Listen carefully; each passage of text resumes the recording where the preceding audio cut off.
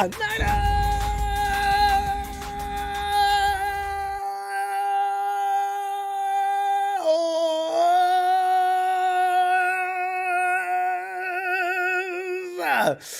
roll us down. Daniel Andre's right. Does Shanahan want to use a cornerback rotation to keep the like of Verrett, Mosley, and Williams healthy for an 18-game season? Longer season is going to require more positions to go rotational. Great question, Daniel. And we just picked up Josh Norman. Let me get into this. First, 49ers are second most popular Super Bowl pick by the NFL Network. Now, the only reason that grabbed my attention is because normally, you ignore what the networks are saying, and most of the talking heads and all of such and make predictions at the beginning of the season because they're always trashing the 49ers. All of them trashing the 49ers, or everything they say is tongue-in-cheek, right? So the Niners are receiving projections going into week one of the 2021 season that are unusual to say the least. All right, because, Trey Lance, it's the Trey Lance effect, it would seem, has stopped analysts from yawning about San Francisco, as they usually do at this time of year. The new kid on the block is the exclamation point on most of what the analysts are thinking, it seems. We'll go over some of the things being said at the NFL Network. And then tonight, of course, taking your phone calls for your Niners Super Bowl aspirations. And now is when you have to really challenge yourself to get it right. We go week one and week two, week three. It gets easier to realize what the 49ers are going to do and what they're not going to do, right? So do it tonight.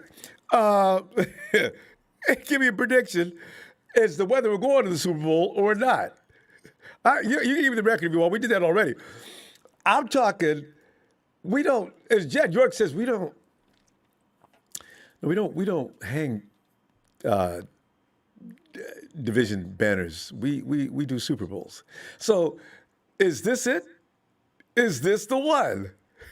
And as I mentioned, Josh Norman, who, if you probably remember, and what he's most remembered by recently, other than that fight he got with OBJ years ago, is being trucked by Derrick Henry. Now, I said, there's no shame in that because a lot of players can say that they got Derrick Henry. So, but don't be one of them if you could avoid it.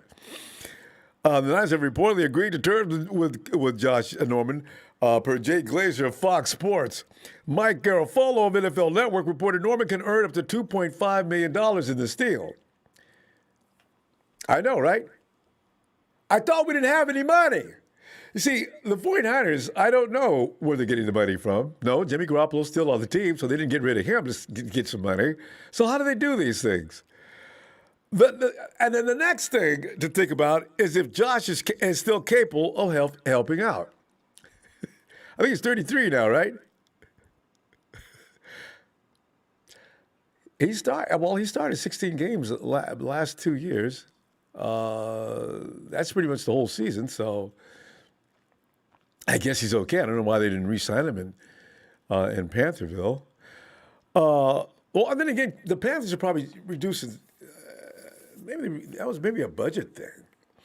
Also, here's a question, Fab. Who's going to have to sit down for Josh to come in? I know, right? Is this a no-brainer? Dante Johnson again.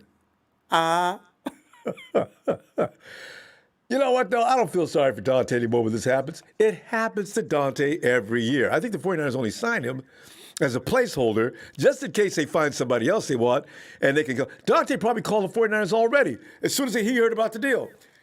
Yeah, John. Yeah, it's Dante. No, that's okay. That's okay because I know you're going to tell me anyway. But anyway, I'll go ahead and come in and get my stuff out the locker. And, of course, you got my number. So we'll probably meet later on in the season. All right. No, it's no problem. It's okay. I'm used to this. All right. And that was it. It did. I mentioned Dante Johnson. They haven't said it yet. I haven't checked out in the last hour or so. But poor DJ, he'll be back, as he always does. Let's get right into this. And also, if you're on Twitter, you probably already noticed Rudy thinks it's funny that the 49ers are ranked number 2 as far as Super Bowl, most likely to go to Super Bowl. San Francisco 49ers, that's ranked number 2, five votes. That's a plus 1,400. The range of projected NFC rankings jumps beginning with the 49ers as the rank, the number one is, of course, the Kansas City Chiefs. They got 11 votes, so they're plus 500. While there's a three-way tie below the 49ers, Buffalo Bills got 3 votes plus 1,200. Los Angeles Rams, of which Rudy took exception to and thought that was funny, was bothering me on Twitter. Rudy, man, you got 3 votes, Rude.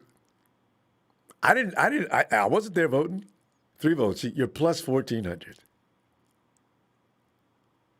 As you were laughing and putting up them little memes, dude came right up underneath Rudy as Rudy's laughing. You know, he's got the wise guys laughing. Guy comes right underneath, says, "Aren't the 49ers undefeated against the Rams since in the Shanahan regime?"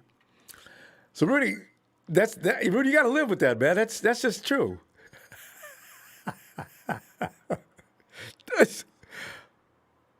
I think we lost the first year, though, right? Maybe we lost it. No, we didn't. Yeah, this has been an ongoing thing. We lost the year before. And Shanahan wasn't here yet. But Los Angeles is 3 votes, 1,400. Tampa Bay got 3 points, plus 650. So 6 spots separating the highest and lowest votes reflects very divergent expectations. And one voter said, quote, they've got a good offensive line. I think they have a great pass rush. They have an average secondary and some good playmakers on defense. They have average skill, but part of the problem with their skill is, and this is the problem with their whole roster. When these guys are healthy, they are good, but they are hurt a lot. It doesn't say who that is, but they're talking about the 49ers, of course. Unquote. Yet another voter said, if they go with Jimmy, then they're probably going to end up competing for a playoff spot. If it's Trey Lance and he has sins, then they're going to be competing for a division title. If it's Trey and he's not that good, then they'll just build for the next year. Unquote. Now, of the 5 voters giving the 49ers the Lombardi, they envision the following scenarios. Kevin Patra, 49ers over Bills. No rookie quarterback has ever made it to a Super Bowl. That all changes, and then some, with Trey Lance unleashing Kyle Shanahan's offense. The Niners blast past the Bills in a shootout that leaves Buffalo once again a game shy in the Lombardi quest. You know, right now, currently, the Buffalo area code is 044. Now they can change that area code after this game to 045. No, it's got to be 0 for 5. Yeah, I understand. It's still not as funny as 0 for 4. Leave the Bills alone. They're dangerous. I ain't going to say nothing about them. Adam Rank has 49ers over Browns. People seem, as he is quoted saying, people seem to forget how good the 49ers were in 2019 when they were last fully operational. Now they are back to avenge their previous Lombardi loss. Tough for the Browns, whose first Super Bowl Sunday ends in defeat. You don't want to see the Browns in the Super Bowl, fam. You know why, don't you? Not because they're so badass, but because losing to them would be, oh, man, we may have to close the chat down, fam. Because now you got the Raiders in here laughing, you got the Chiefs laughing, you got everybody, you'd have the Browns fans that we don't even talk to suddenly emerge in our chat. It would just be nonstop.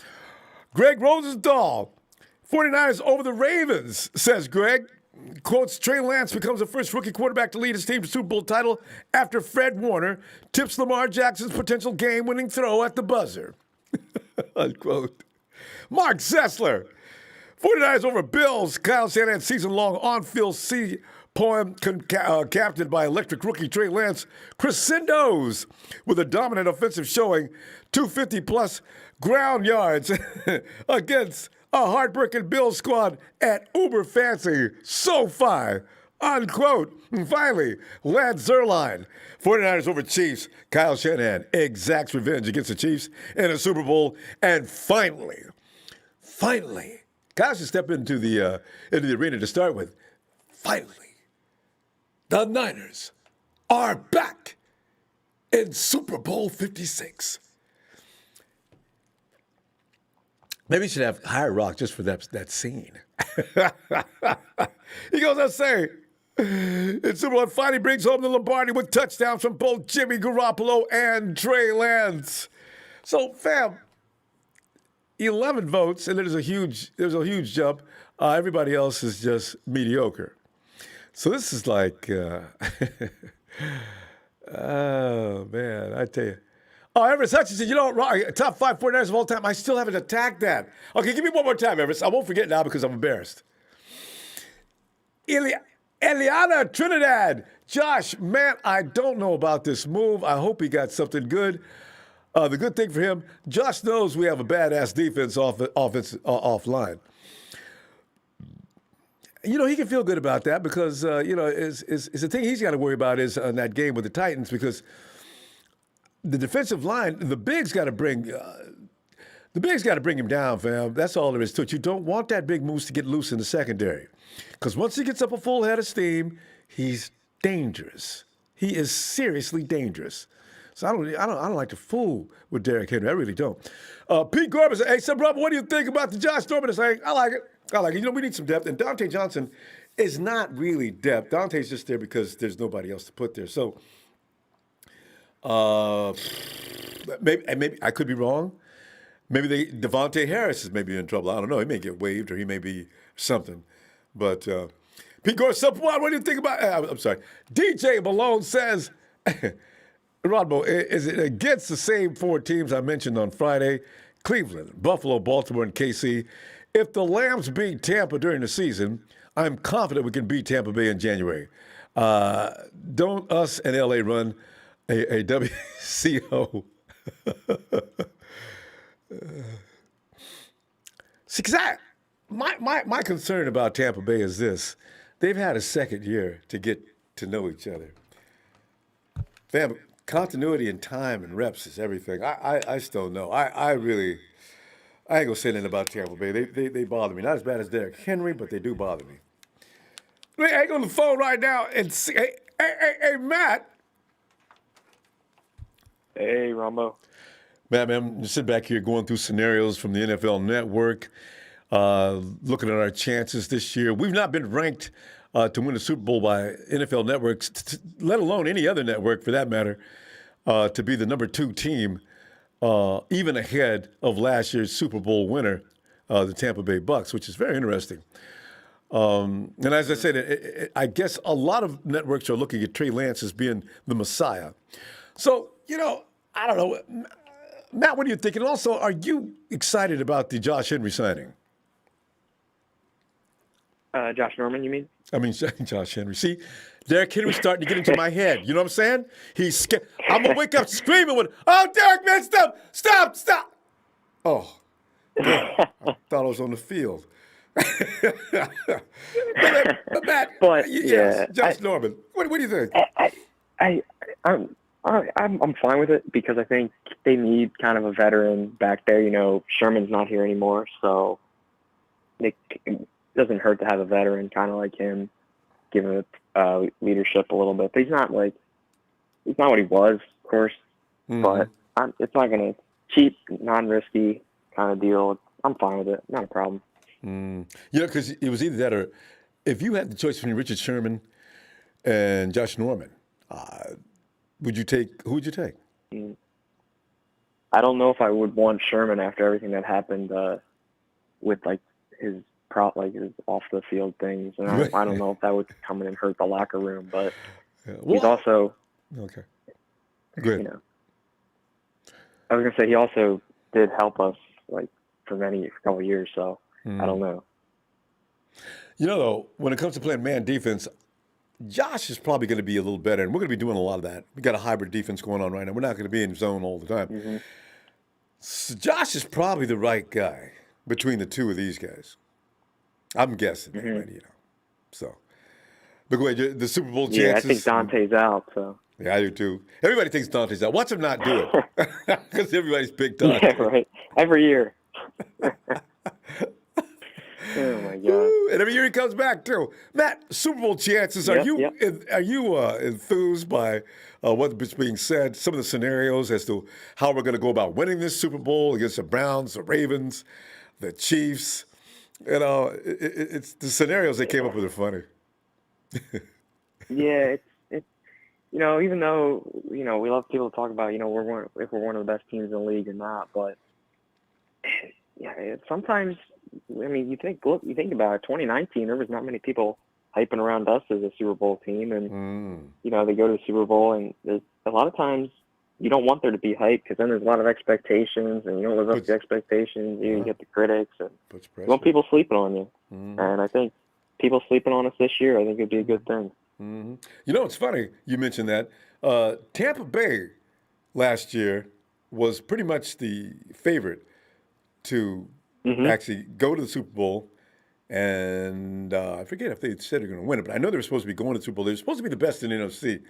Now this year, you look at them, and the waters have calmed, which I don't understand because they're bringing all those same people back. Rarely does a team bring a Super Bowl team back fully intact from the year before, right? So I don't understand why Tampa Bay wouldn't be favored a little higher. And I imagine they are in some books, but yeah.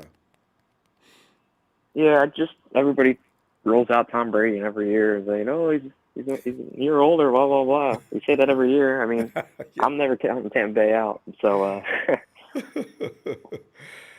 if we have to play Cleveland, how afraid are you going to be? You see, I would not be nervous about. I'm not nervous about anything more than, oh God, please don't let us lose to Cleveland, man. Because if you do that, we won't be able to walk down the street without getting into fights, arguing and yelling and screaming. The stress level would be out of control.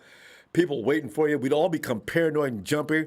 People say, hey, Matt, what do you want? You start getting crazy. Because the next thing they're going to say, hey, you guys lost to the Browns?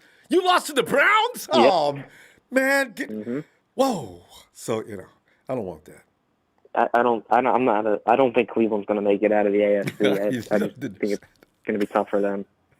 They got a good team, though. They really do. If you they got a very good team. They do. Yeah. I like Buffalo and Kansas City and maybe even Baltimore over them because of the defense and the better quarterback play. Well, I got to tell you that Baltimore, I don't have anything against Lamar Jackson, but he's going to start passing for more than 2,700 yards. Yeah. Because that's how you get figured out. And he's got receivers now. He's got to find a way to get that ball to him and make his game even easier to run. But we'll see what happens with him. But I still see them as we'll see. Because I get in trouble for saying, you talk about Lamar, but you won't say nothing about Jimmy. I say a lot of things about Jimmy. I'm just saying Lamar has got to do better than 2,700 yards if he's going to be serious. But go ahead, Matt. We got to get back to the Super Bowl against Baltimore and get revenge on Harbaugh. I know, right?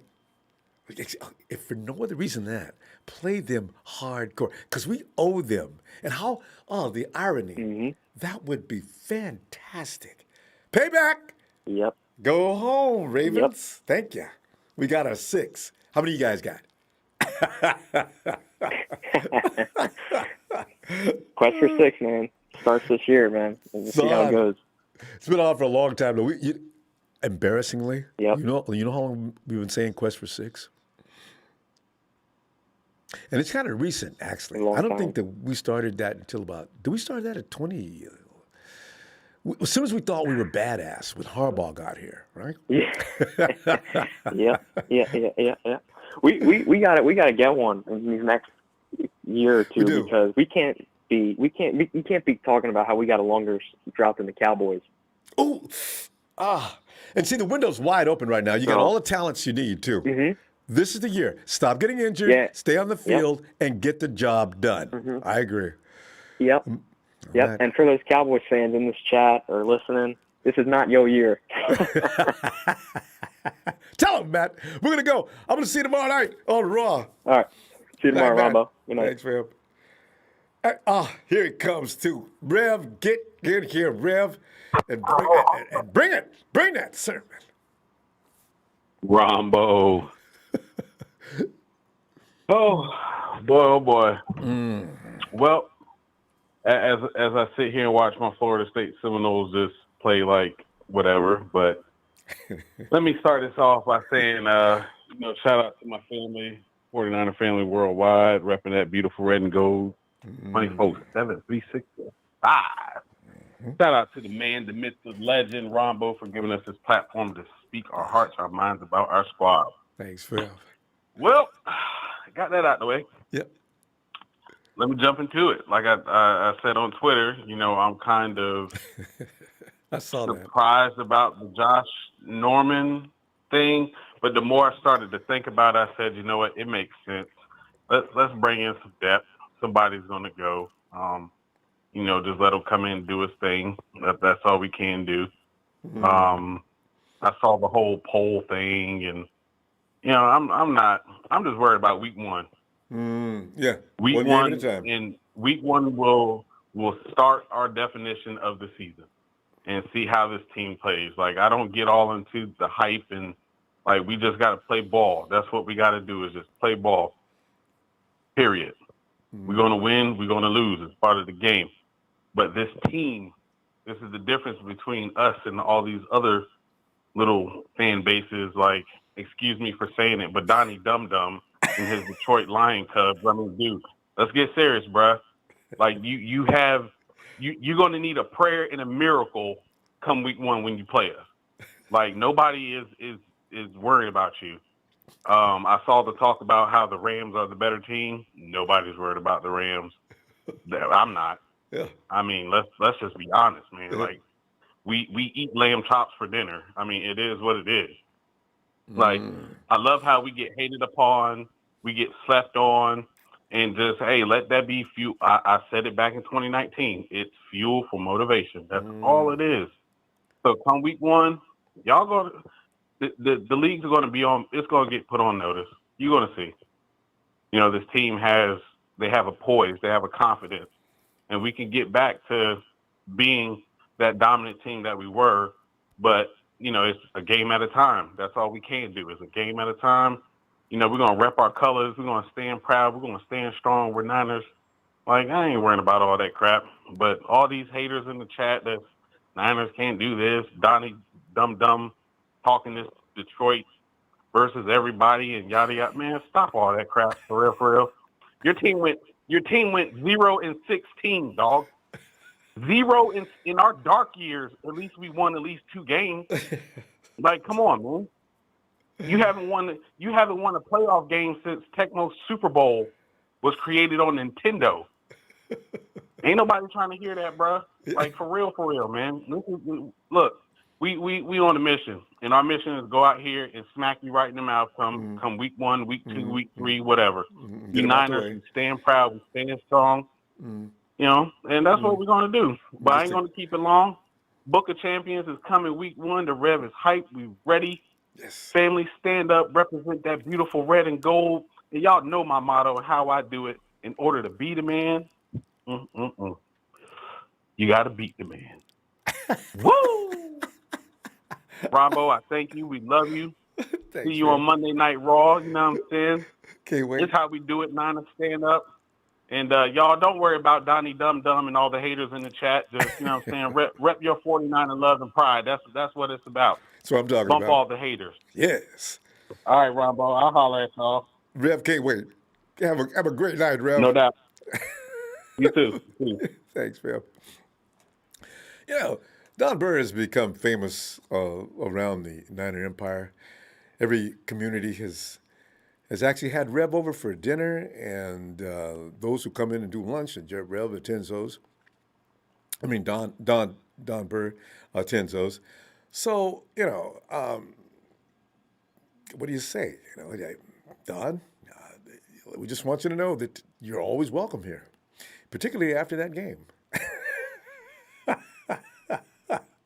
Sharon.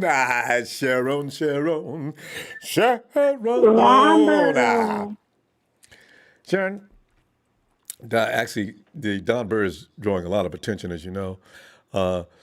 So he's looking for he's an attention getter. He loves the attention, but we were We're by 7.5 spread over the Lions. I read somewhere. And they ain't got no defense. They ain't got no quarterback over there. Yeah. They ain't got nothing over there. So I've seen I feel some sorry for spreads Goff bigger. because here comes Nick Bosa around the corner. You turn left, you got Eric Armstrong. So, I mean, Lions going to be in trouble.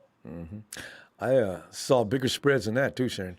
But Sharon, hey, Yeah. the Super Bowl predictions.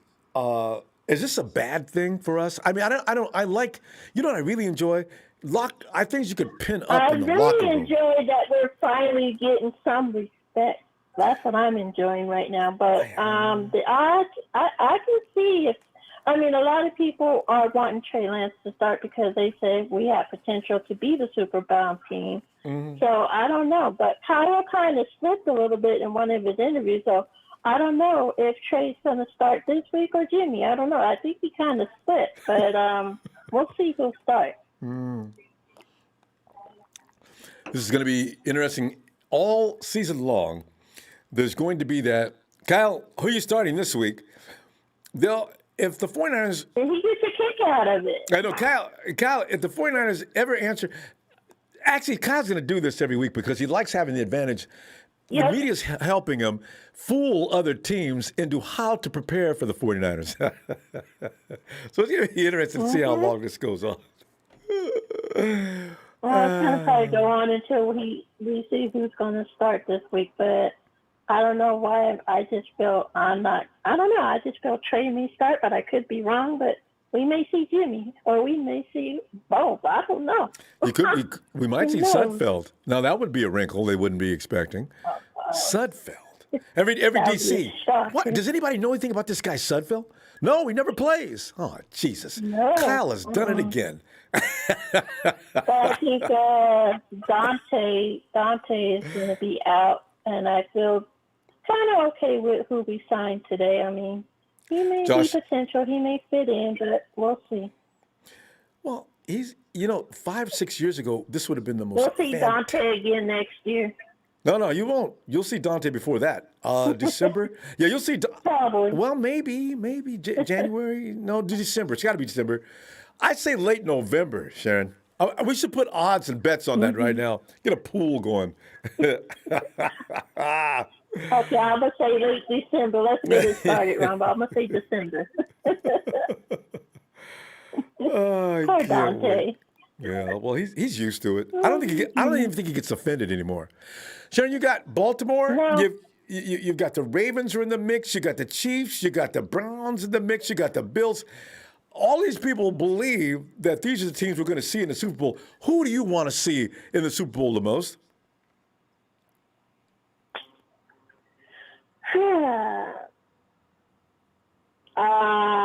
To be honest, I want my revenge on the Chiefs.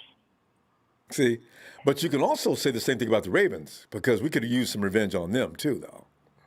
Yeah, that too, and then also Tom Brady too. So it goes all kind of ways.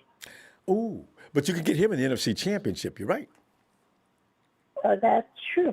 Very true. Just having your cake and eat it too. Beat up Brady, NFC Championship game, meet the Chiefs, and run them off the field.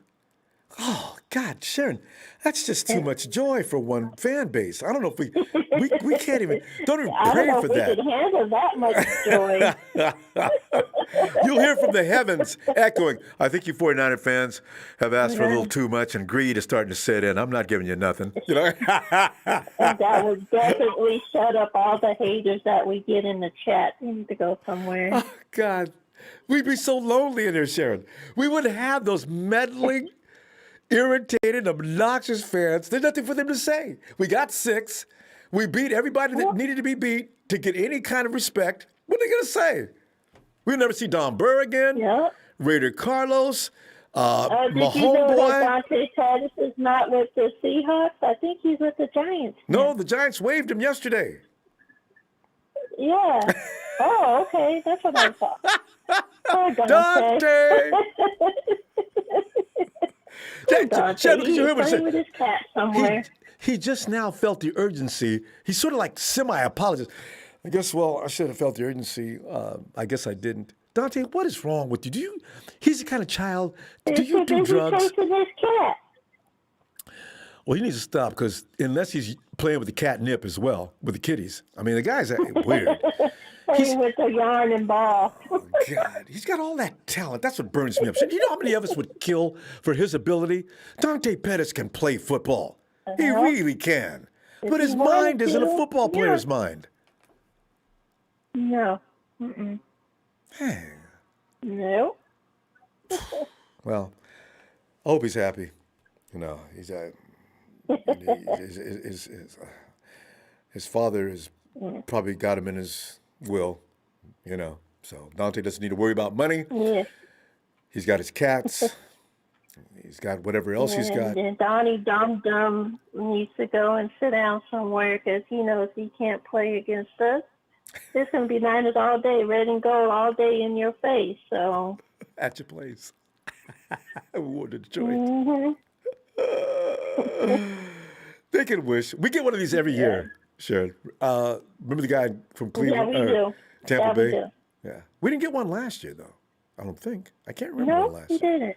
'Cause And Texas, how many times have we ate some lamb and we own the Rams? So Rudy, we I may forgot about lost him. them one time, but the rest of the time we own the Rams because the Rams are always going to be broke with no money. Although they seem to come up with money somehow, which is really frightening. They Sharon, probably have to get rid of some people so they can pay some people. they owe people still money. You know, that's what the thing about the Rams is they continue to owe people. You know, we're good for it. We'll get back to you. No, man, I need my money now. Okay, listen, get with the lawyers. God. Right? Sharon, we got to go. I'm gonna look for you tomorrow on Raw. All right? Oh, most definitely. I'll be on Raw. All right, Ronbo, you have a good night. Let's You go too. Niners. Thank you. Night, All Sharon. right, bye-bye. There she goes. It is the Doc's in the house. He is Dr. Papa Dragon. Doc! What's up, Ronbo? Doc is having fun. These are those years you got to enjoy it and embrace the fun, the hoopla, the pageantry, the fact that people are naming us as the number 2 team in the plot to go ahead and get that Lombardi. See, I'm loving this stuff. So because next year they're gonna be back to 49ers. 49ers, we rank. Well, maybe they'll have a shot this year.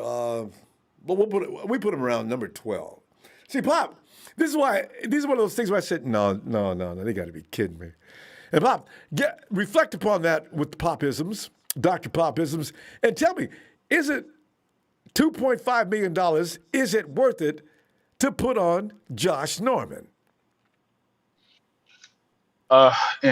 Yeah, but that's because Thomas didn't really impress. I think that if he played a little bit better, then this is more of an indictment on his play, which is he was just getting burnt, man. He's crispy right now. I know, Ambry. You call him Crispy Thomas. Hey, Doc, you must have ran name. across that little article. I didn't finish reading yet. Would active scratch worry you about Ambry on opening day? I said, yeah, well, No, yeah. no, it might.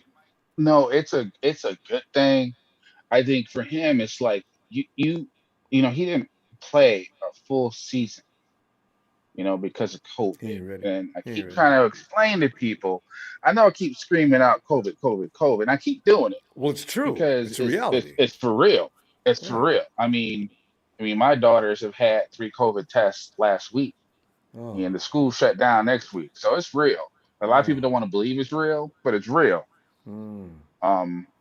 The reality is that's going to be a disruption. It was a disruption to the draft, disruption to Trey, disruption to a lot of these players. Cowboys And got some guys that aren't going to be able to play Thursday night because of I being know, on COVID protocol. oh, Yeah. I know. Here in Tennessee, Ryan Tannehill is one of those. I don't want to get vaccinated because He just got off you know, yesterday, I think. yeah, he just got off. So he's not the only one. I know Kirk Cousins was one. These cats, they're just like, you know what, my body, my choice kind of a thing. But the reality is, the Niners are built to weather the Storm. They are built at this point in time. The only weakness I see on the team right now, and it could become a strength very quickly, is special teams. I think as far as their offense goes, their offense is going to go through the running game. I heard you make a comment about our boy Lamar Jackson, but I think the 49ers. I mean, if our quarterback passes, if we get like 2,900, 3,000 yards out of our quarterback, I think that's the winning formula for us because we're built to withstand all kinds of issues. And even this time through, I think that even if we get the injury bug, I think that there's core parts of our team that are built to withstand it. So a part of that True. is dealing. If we lose Verrett, like Verrett's not vaccinated, right? So let's say we lose him. All right. So all of a sudden now you got to move some pieces around. So Josh Norman to be in there, probably. That's who I would put in there. I mean, he had to get a You have no tryout. choice. He's just the Right. best He had to one. get a tryout. Yeah. Exactly. You put him in there, but because of their defensive line and the pressure that they can put on people, those balls got to come out quick. And we got some playmakers back there that may surprise some teams. So I think that I'm not surprised to see a lot of people say that. I wouldn't say it just because, coming from my background, I never like to quote unquote, tell people what I'm cooking. I want them to smell what I'm cooking.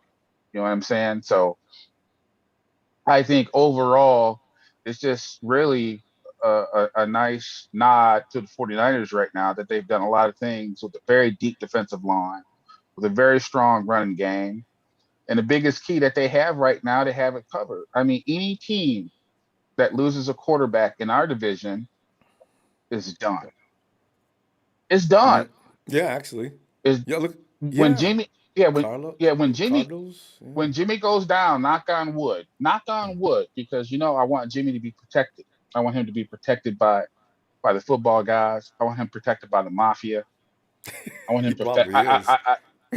You know what I'm saying? I'm talking like some guy. I'm talking like if anything should happen to Jimmy, if he should trip over a can or get hit by a bolt of lightning, I'm going to hold someone responsible in this room.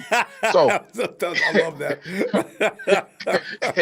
it's about my boy Jimmy G. So it's like as long as he doesn't take a serious injury, that's good for the 49ers because again, they're one of the few teams that has two quarterbacks. If Tom Brady goes down, guess what? They're done. So done. If Patrick Mahomes goes Dwayne. down, guess what? They're done. So there's how many teams out there have two quarterbacks that can play? Chicago. Yeah. Mac Jones could, trip over a beer can and no telling what happens to him. But they're done. So there's like a lot of variables. But Yeah, since you mentioned it, who is the backup in Arizona? I have no idea. I have no clue. I mean, if everything goes perfect for them, they're ideally suited to cause a lot of damage Oh, because they yeah. got so much money on the defense and a lot of money on the And receivers. weaponry. So yeah, they got weapons and stuff. But if Kyler Murray, it's like they have a single point of failure. So that's really the Because situation Kingsbury there. only And knows that one offense. So oh if god, Murray's not there to run it, he's a weak what's he going to do? he's a weak link too. So it'll be interesting, obviously, but I think that there's going to be disruptions with COVID. Obviously, I think Oh, there's going to be injuries. oh No, man. there's even Tom Brady said it. Tom Brady said this COVID thing's a problem. This is going to be a problem all year, and he's right. Because no matter what no one says, you have a situation where it's 20 times more. You can catch it 20 times easier now. So it's like Oh, it's more contagious. the Delta variant. I know, but it just keeps Yeah, morphing. There's going to be I don't even like but to talk but about but this. no, I don't like talking about it either. But this is Mm, it's as a football guy, it's you part of our have to be life. aware of that. You have to be Yes, aware of that. That it's a part of the game now. Because to the NFL's credit, they got through it last year. But what's different barely. between this year and last year? What's different though? The Nothing. difference is this year is that there's They're going to ign- be people in the stands. yeah, they're just going to go ahead and ignore it. But Boy, oh, Yeah, so I still think if worst case scenario, no matter what happens after 17 games, if the Niners chew through all their depth, okay, if they do, it'll be a miracle. Honestly, it really you know would. But what? they have so much depth; Don't it's we? ridiculous how much depth they have. Do we have one or two? We're almost at full vaccination rate, right? I think everybody Yeah, except for we're maybe. Yeah.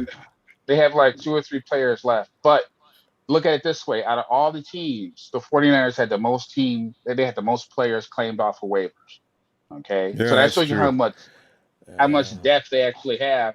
Plus, we traded a linebacker who was a free agent, and we got picks for him. So that just lets you know right now that as far as a roster goes, the entire world knows, including Vegas and our opponents, that we are deep. We are deep. We Pop, are deep. we're gonna pull up here and we're gonna see you tomorrow night on Raw with so much more of Yeah. that good Dr. Papa Dragon stuff. All right, Oh fam. yeah. Oh yeah. And Later, Stephen Ronbo. and Stephen Gass likes it. He says, respect this man, Ronbo. Stephen, I never have a problem with that. So yeah, kudos to you. And Dr. Papa Dragon appreciates it too. Yeah. Hey, I got Doc, you, brother. All right. Thanks, Ronbo. thank Thanks, you, fam. production. Shout out. Looking forward to seeing you tomorrow. All right. We Oh got to get yeah. Pop to zoom in on us, though, because Pop's got to play. We got to get Pop in. Uh, and Stephen also says Don Burr better not go silent after Niners own lines. That's why we're out looking for his residence now. Don Burr says this chat will be quiet next week. LOL. Oh, Brittany! Ow, Brittany! How you doing, Ronbo? Brittany doing just fabulous because Brittany, actually, this is our last stress-free weekend.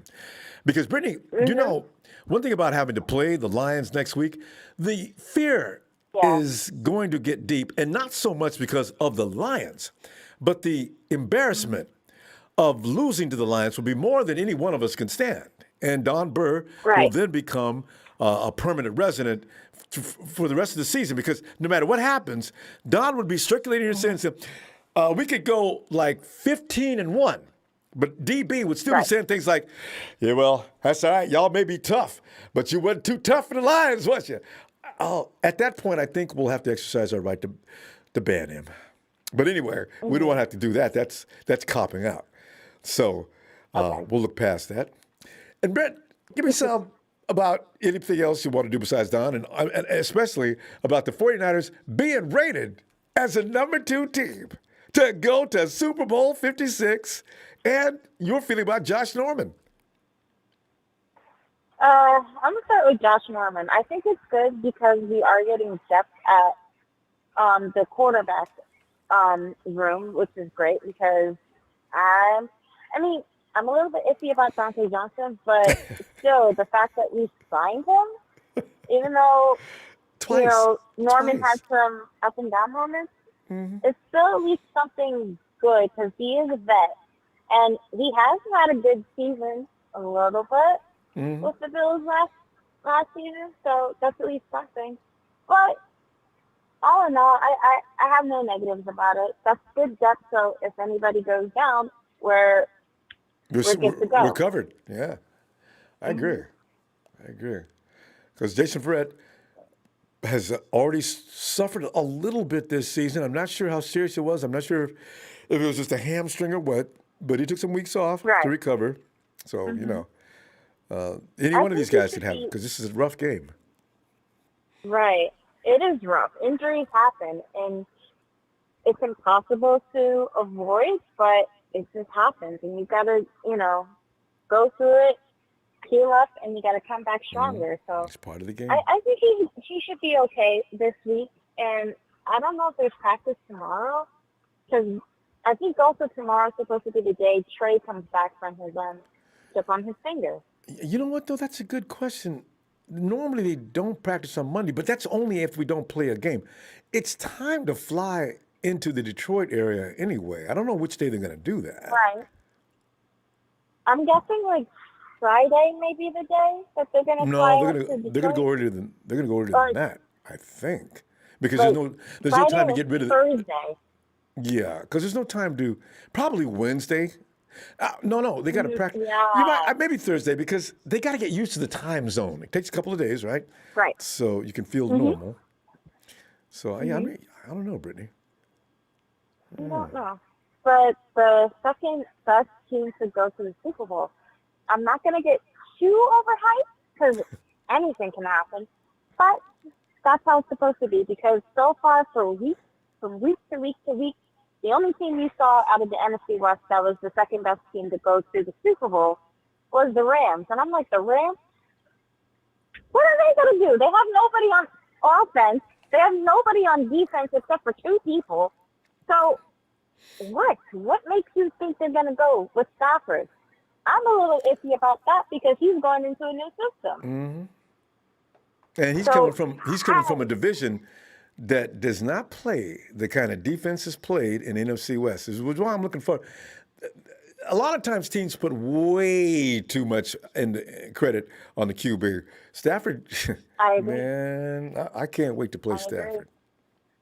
Right. I saw the scenarios for the 49ers on the website, and they're saying we could go over the Raiders, we can beat the Chiefs, we can beat the Browns, but for the Ravens and the Chiefs, they're saying they want Trey to be the first rookie to break that. I mean, don't get me wrong. Smart kid, amazing talent, strong arm, but why would you put so much on a rookie during his first year when it's his year to grow and to catch up to the speed of the NFL? That's too much. I agree. Because my whole thing is Jimmy and that unit has been together for 3 solid, 2.5 years. 2 years because Jimmy's been out, right? So this is why I'm saying Right. I ain't messing with that chemistry. I want to win. Trey's got some things he's got to learn. He's got to develop chemistry and continuity with this team. This year, I don't care which one's the most talented. I want the guy that's been with these guys in the unit that's been together for a long time so they can play fast. They don't have to think. Everybody knows what everybody's going to do because they've been through it a million times. This is my thinking. Right. There's plenty of time for Trey. Next year, it's his team. But this year, this is Jimmy's team. They know Jimmy. Right. Jimmy knows them. Let's go. That's I agree. I think also the problem is they want to treat Jimmy like how, Teddy Bridgewater, Ryan Fitzpatrick are right now, which is bridge quarterbacks. But I think Kyle and John said this like months ago that it's impossible for Trey to beat out a guy who isn't a bridge. Because technically a bridge quarterback can't take a team to the Super Bowl. Even though, Nick Foles did that, but he was a backup. Because Wentz was just... And usually that kind of quarterback has been brought in after the rookie's been brought in anyway. So this is what we're going to see a demonstration. Like I'm actually expecting a real display against Detroit, because Brittany, between you and me, Jimmy, he's not. You know how he is. He doesn't say anything. He doesn't show any expression, but he's pissed. I mean, every time you look if he reads goes on the computer, every time he looks up, Trey. Jimmy Smith says, "All right, good. Go ahead, talk." He may not show it in his facial expressions, but you can tell something in his mind is saying that, he's pissed off. But there's so many questions about him. Like, can we focus on, the team? Can we focus on what's working, what's not working, what needs to be fixed? So I'm excited for Detroit. Because that run... I'm excited for... That run into the end zone was pretty frightening. Jimmy did that without hesitation. I'm thinking, see that's what I was talking about the other day. Everybody says, you know what? I saw something in that game that I was a little shocked by. I know what's going through his mind. Jimmy's out. Jimmy's out to gain some respect. He's feeling disrespected, and well, he should, because he has been disrespected. But this is going to be a really interesting year, so we'll see. Yeah, I agree. But Detroit, here we come. I'm excited, and golf, be prepared. Bosa's coming. I can't wait to see Golf's eyes. As he warned his guys. He told them, listen, guys, I know these guys. I've played with them for years. you guys, you got to do your best to give me time to throw the ball. All right, I that's feel all I like ask. I feel like there's no help because it's like, what do they have there? What do they have there in Detroit? So that's just I my know thing. they can. Brittany, we gotta go. I'm gonna look for you tomorrow night on Raw. Okay. Okay, I'll do my best. Night, Brittany. Have a good night, Ronbo. You too. Thank you. You're so welcome. And Shania.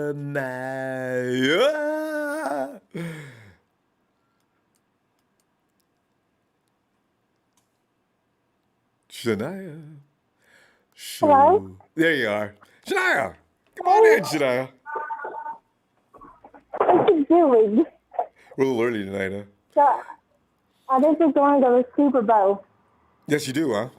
Shania, who would you love to face in the Super Bowl? Because honestly, you got the picks that they've given are, and people think they're going to win the AFC. You got the Ravens. You got the Chiefs.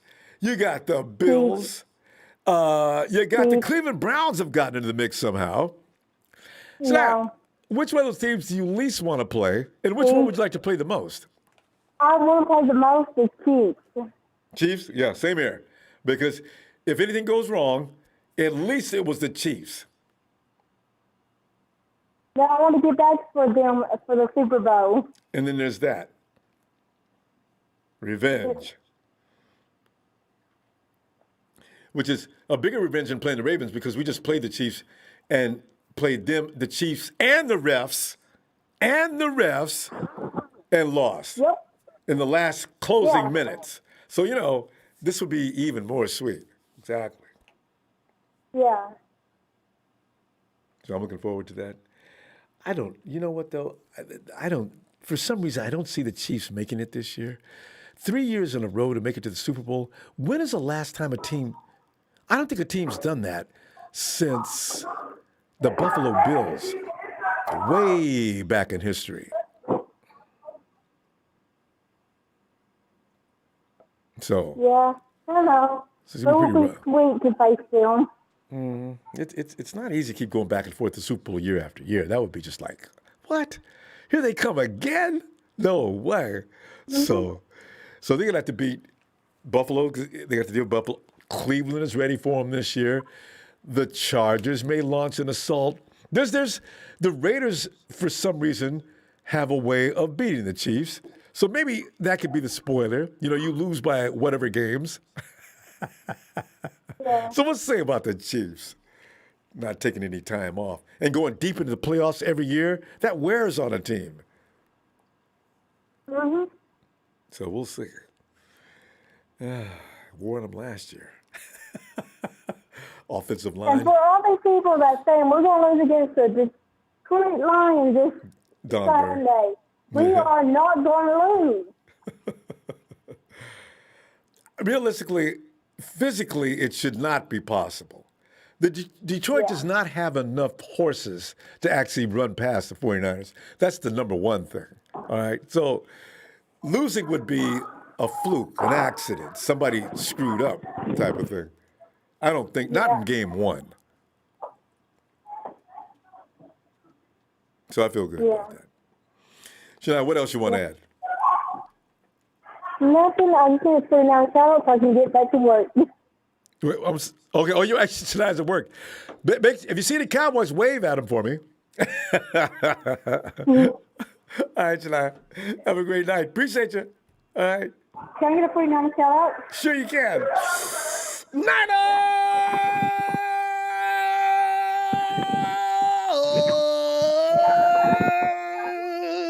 Shania! Bye, Ronbo. Good night, Shania. Wow. What's going on? Hey, Jay.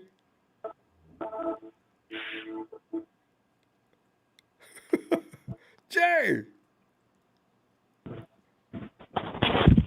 What's up, Ronbo? Jay, man, we're sitting here. I'm like glowing over the fact that somebody said for the first year in a long time, we could have been, if it wasn't for the Chiefs, we would be the fave. We're number 2. It's funny because this is NFL analyst, because for the most part, the NFL Network has been pointing to, well, I'm going to go ahead and take the Rams to go to the Super Bowl this year, and they should win the NFC West quite handily as they go to the NFC Championship game against. I said, what is y'all talking about, man? Yeah, because they brought Matt Stafford in, now they just go beat everybody, huh? I think they lost a few people as well. So, so I'm loving at this, Jay. Somebody's finally snapped out of it. And the Rams got 2 votes. Well, they got 3 votes for being a Super Bowl contender this year, and we got 5. Chiefs got 11. That's okay. And we got Josh Norman in there too, Jay, by the way. Is that a good thing? Yeah. Yeah, I think that's a good thing. That adds a veteran presence to our defense that we needed. It's a really good thing. So I'm really excited for the season. I can't wait till next week to see how we ball out. I really can't wait. So yeah, now they want to jump on our bandwagon, and we as faithfuls, we believe in our team. Blood in, blood out. So we're gonna always think they're gonna make it there. When we have a great team. So, I'm not surprised they have picked us, because we should have been a shoe-in last year. We just had too many, So, and they know that. They know we had a lot of injuries and we were trying to come back from, and now we're all healthy and ready to go, and hope we have a chip on our shoulder this year. Jay, now that you brought that up, it begs the question. Looking back on last year's unit, if it was fully intact, could we have beaten the Bucs? Yeah, without a shadow of a doubt, because, we had pass rushers, and we had a dominant defense. If we could just put pressure on Tom Brady, that's what I'm saying. Because the Chiefs any quarterback could be mediocre if you bring pressure to him. Look at what happened with Aaron Rodgers. Patrick Mahomes in the Super Bowl. Yeah. And Aaron Rodgers. You can make any quarterback, any quarterback can look elite if he has time. He got plenty of time. Pocket. Yeah, if he ain't got time in the pocket, you can make him look like the most sorriest quarterback in the NFL. So, yeah, we could have beat him. And our running game was solid. All we had to do is not turn over the football. And that's usually what it is for us. As long as we don't turn over the football, we're going to win 70, 80, maybe 90% of our games, if we just don't beat ourselves. I'm thinking, was Javon Kinlaw, was he ready for last year? Because, this year I have all the faith in the world. He's got his preseason training in tow with this year. He's got an attitude now. He probably knows more. As a rookie, your mind is not going to be as tough as it will be your second year. Now he understands the NFL. So last year, I don't know, he did some good things. So Garrett Goff probably can't stand him. But the thing is, D Ford was not a part of the mix last year either. So I wonder, because it would have been really painful to lose to the Bucs in the NFC Championship game. If Nick stays up, though, we're still ferocious. I don't know. I thought about that a while back. I said, could we have beaten the Bucs? Yeah, the thing is, I think he, as a rookie, it's a lot to take in, especially not having no OTAs, no preseason. So,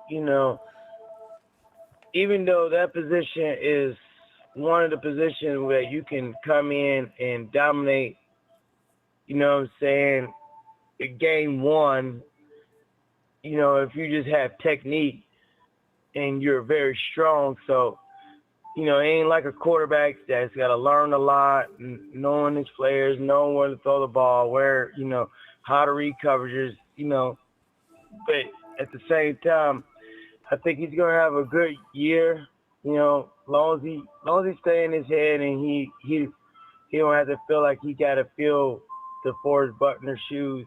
I think he's going to be in good shape. You know what I'm saying? If they just let him play his game and, it really, we want him just to pretty much eat up the tackles so Nick Bosa could do what he got to do. D4 got to do what he got to do. You know what I'm saying? As long as he can just plug that middle, stop the run, and, even, if he could put in some inside pressure, that's a plus.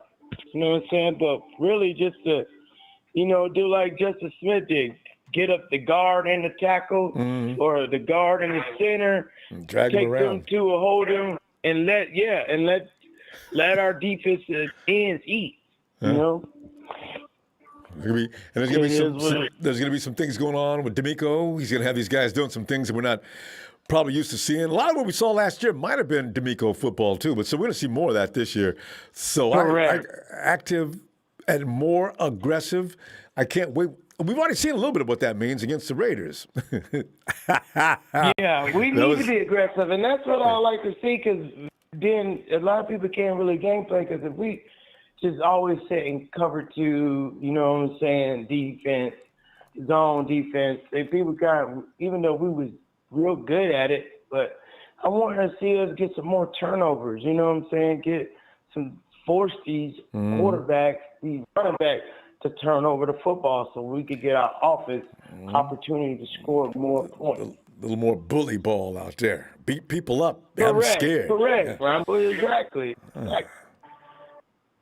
So we'll be all right. But, just hope one day. Hello, you there? I'm listening. Go ahead. Okay. Just, one thing I just want to say is that this is going to be a good year, and I hope they can bring us a championship this year. I've been waiting a long time to see us win another championship, and I'm just excited that football's here. You just countdown now. It's like somebody said, we're concerned about being as bad as the Cowboys. We got to hurry and win this trophy. Got to hurry up. All right, Jay. Yeah. Tomorrow night, Monday night, I'll be looking for you. Yes, sir. Yes, sir, Ronbo. Appreciate what you do, brother. Thanks, Jay. Have a great night. So that's to Tennessee, you got Tennessee Jay and Tennessee Dr. Papa Dragon. And it's going to, hey, Mike.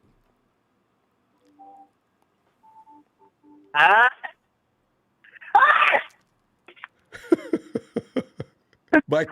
What up, Ronbo? Oh, okay. Mike, it sounded like you were in a WWE match. I thought somebody just choke slammed you. Hey, Mike, I'm sitting there. I'm going over the fact that the reality is we've gotten a little respect this year from the NFL Network, unlike usually. You can't really get anything but nasty things coming out of those offices. So, 49ers are number 2 on the list now in the NFL Networks. And I consider NFL Network, Good Morning Football and all those, Total Access. They're a reputable organization. So if they say the 49ers are number 2, you got to respect, you got to love it, right? So number 2 to the Chiefs. And following it behind us, there's a 3-way tie with Tampa. Not Tampa, but no, Tampa is involved. Yeah, Tampa Bay, L.A., and, of course, the Buffalo Bills. And after that, nobody else cares. Matt! Mike. No, I want them to doubt us. Kind of. Like they did in 19. Pretenders, remember? Yes. It is better to come in under that house, because locker room material, bulletin board. Ronbo, what did I say? Remember back when I said the cow was going to use Trade to the Bay as a gadget? You said, no, you got to do that. You don't want him to get hurt. No, okay, Kyle if you said that. has his whole playbook open now. He can use the entirety of it because what Jimmy can't do, Trey can. When people say that, I always get a kick out of that, his entire playbook. You can't give your entire playbook to Trey. He hasn't ran it yet. It takes experience. But I do like the added dimension So he can of putting Trey in there. Yeah, he can just design whatever he wants for him. Yeah. And then come out every week and be like, I don't know who's going to start. Who's going to start? I don't know. That's going to be the thing. You'll see. On Sunday. And the reporter's going to keep asking. And they should know Kyle enjoys them asking I really, at this point, he's having fun with it because you can see the smirk on the face, the snide, almost rude answers. So see, you guys, why would I ask you that, Kyle? If I was sitting in the room with the reporters, you gonna ask Kyle? No, I'm not asking Kyle that. Man, you guys go ahead and ask him. I'm not asking him because everybody's gonna notice it was you that asked. So I just wouldn't do it. What do you think of these 6 receivers that we got? They're all over 200 pounds. Let me ask you this: do you have a problem with Jalen Hurd? Because a lot of people do. No, I want to see what he can do. Okay, you and me. Okay, but it's the same. I'm curious about Jalen Hurd. I was that way about Jet McKinnon too, but and that bit me in the butt. But Jalen Hurd, I'm dying Clearly, to what know. he can do from a blocking standpoint out in the slot, he's 6'4", 230. He's almost 6'5". And he just bullies people around. I want to see it. Kyle was saying, remember, he was in the practice in preseason. Remember, we talked about this before. He was getting in fights because he was just bullying people. Dante He got a Pettis- little nasty to him. I mean, Dante Johnson's still pissed off, probably. I wonder if they ever worked that out. Woo! Yeah, anytime I have to tell a guy to calm it down. 6'1", 215. We got Trent. I like Trent. Textbook Trent. Mm-hmm. Sure feel. I He's still don't understand how he went undiscovered like that. That's I don't amazing. understand either, dude. He's a dog. And as for the Norman thing, I like that because he's a dog. He adds a little veteran presence, some added depth. The team Might is be like, his only shot too. yeah, well, yeah. But it's like somebody said earlier, it's like the 49ers have designed this team so if the front line goes down, the second line's not that far from being about the same. We got some really solid edge rushers as far as the committee goes. Willis is better than I'd even imagined. He's got to go 6 games, though, because he couldn't keep PEDs out of his mouth. Damn it. We'll see what Arden Key looks like. He's still a guy I wish would do better. Who is his name again? We Jordan picked up Willis? from the Bengals or something? Yeah, Willis. Yeah. Willis. Yeah, Willis, man. I didn't know he was that good. This preseason shows he is good. Last year he showed some flash too. So, I can't wait to see what we look like. And you got Ibuka. Mike, we're not even talking about Sosa. The Bosa Sosa connection. We are ready. Look at the linebacking room. And you're telling me D4 is going to play, and you got Trent Williams telling you said he's a pretty good measuring stick considered. I would say the whole league say he's the best left tackle, and he says, I know it sounds crazy that he got better, but he got better. Trent Williams? So, he was saying that about Bosa, so I don't know what stem cells he injected into his knee, but let's go. They don't check him for PEDs, right? Nick's leaner now and faster. He looks like a monster, seriously. A human being should not be. I'm convinced he's robotic. There's metal parts under there somewhere. What's the guy in the X-Men, Wolverine? He probably went and got the same surgical procedure, right? His whole body's just got platinum skeleton, Can you imagine Nick Bosa, indestructible Nick Bosa? They would probably finally figured out, all right, the 49ers have been disqualified. Why? We found out about Nick's offseason procedure. Guys, he was bad enough as it was, and now he can't be. He's indestructible? Come on. It's like, well. And Lance fans, please do not compare Jacob Harris to George Kittle. He's 6'5", 215. George Kittle's 6'4", 250, and he's insane. I'm so tired. Rams. The Raiders got a guy, too, that they think is got a leg Waller? up on. Yeah, he's the real deal, bro. He's good, but I mean, he plays. But he's the only good player on the team, so. But he comes off the edge. Now, Nick is like the Tasmanian devil coming off that corner. You can see like dust flying, bodies flying. Running backs aren't coming in his direction, getting away with it. We got so much depth on that D-line, Ronbo. Oh, my God. 11 deep, Mike. There's no getting tired. When you come out there, lose it. Go completely nuts because you're going to get a break in a second. And John, there'll be some kind of somewhat bombastic trade he'll pull off midseason, if not by necessity, but by design.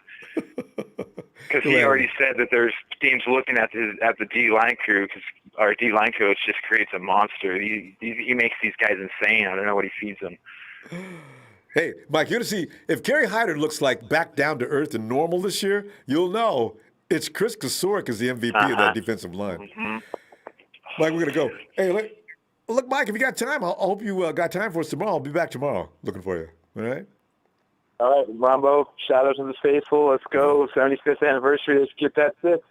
Yes, it's time.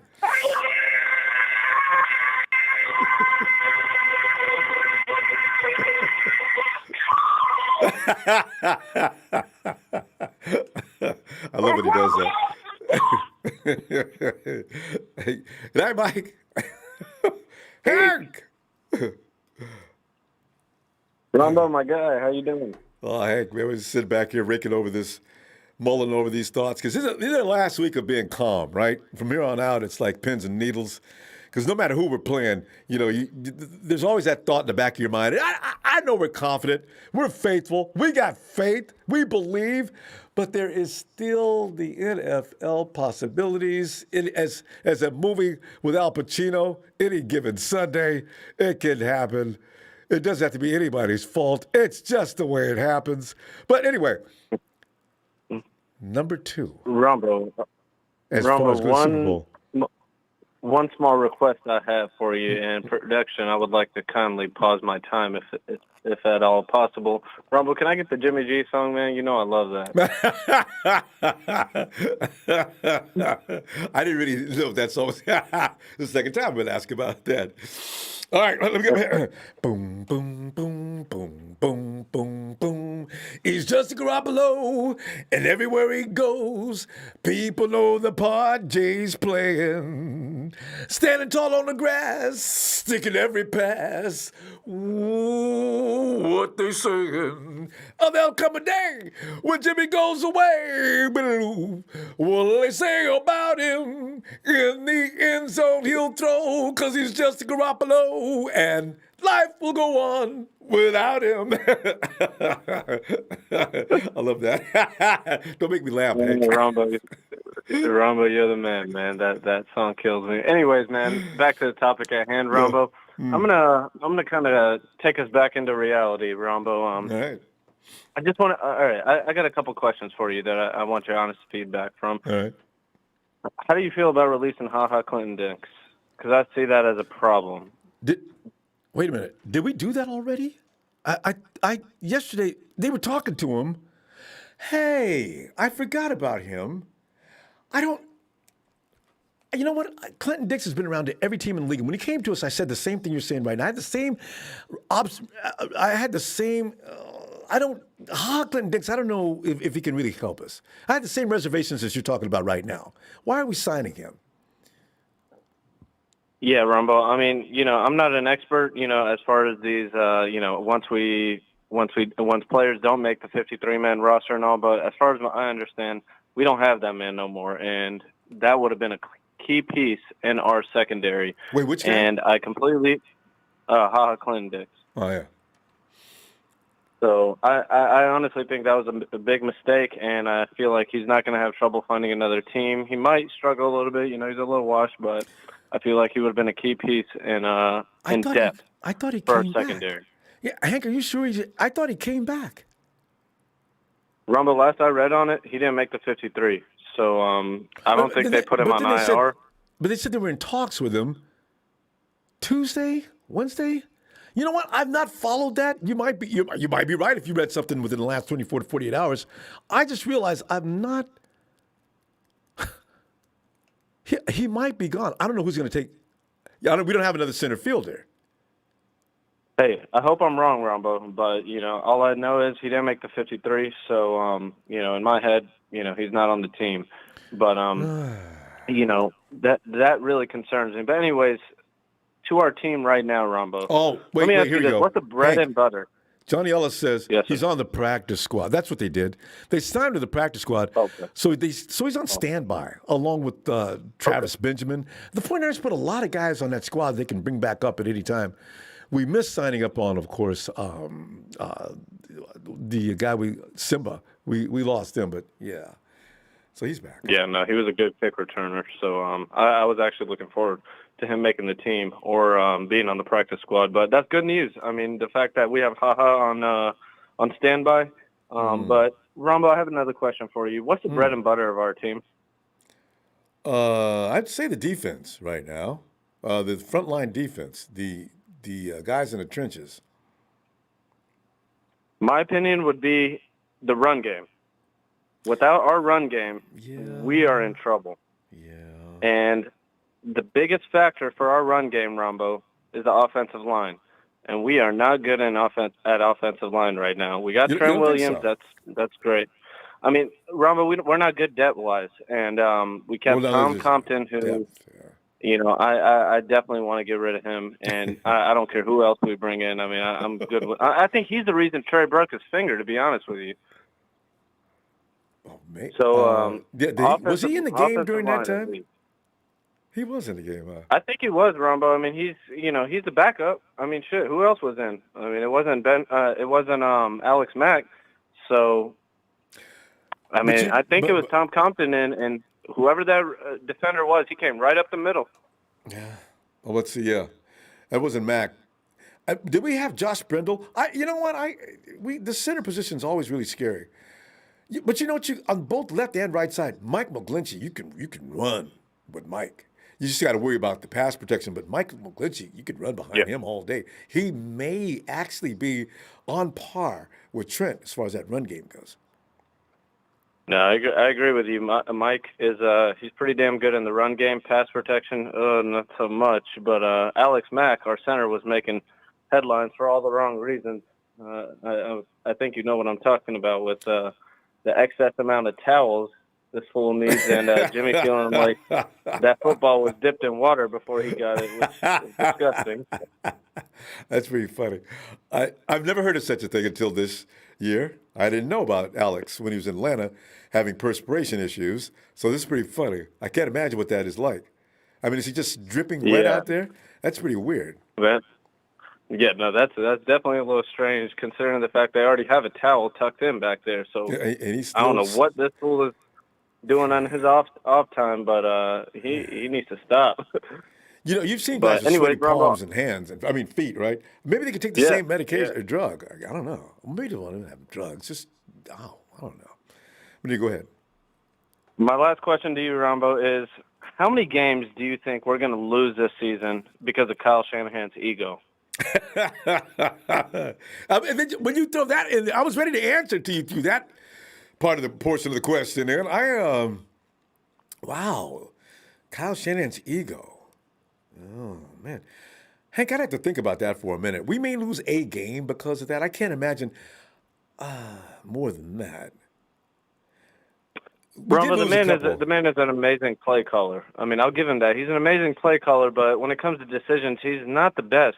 Jalen Hurd, okay, I love the kid. You know, the upside this kid has is great, but you know, the main definition of insanity is doing the same things over and over again and expecting a different result. And we're running right into that with putting our eggs in one basket for Jalen Hurd. And hey, if he can be a contributor on the team, Ronbo, I'm all for it. But I know. I just feel Simba would have been a little bit better, in my opinion, because of the fact that we can use him in the jet sweep game.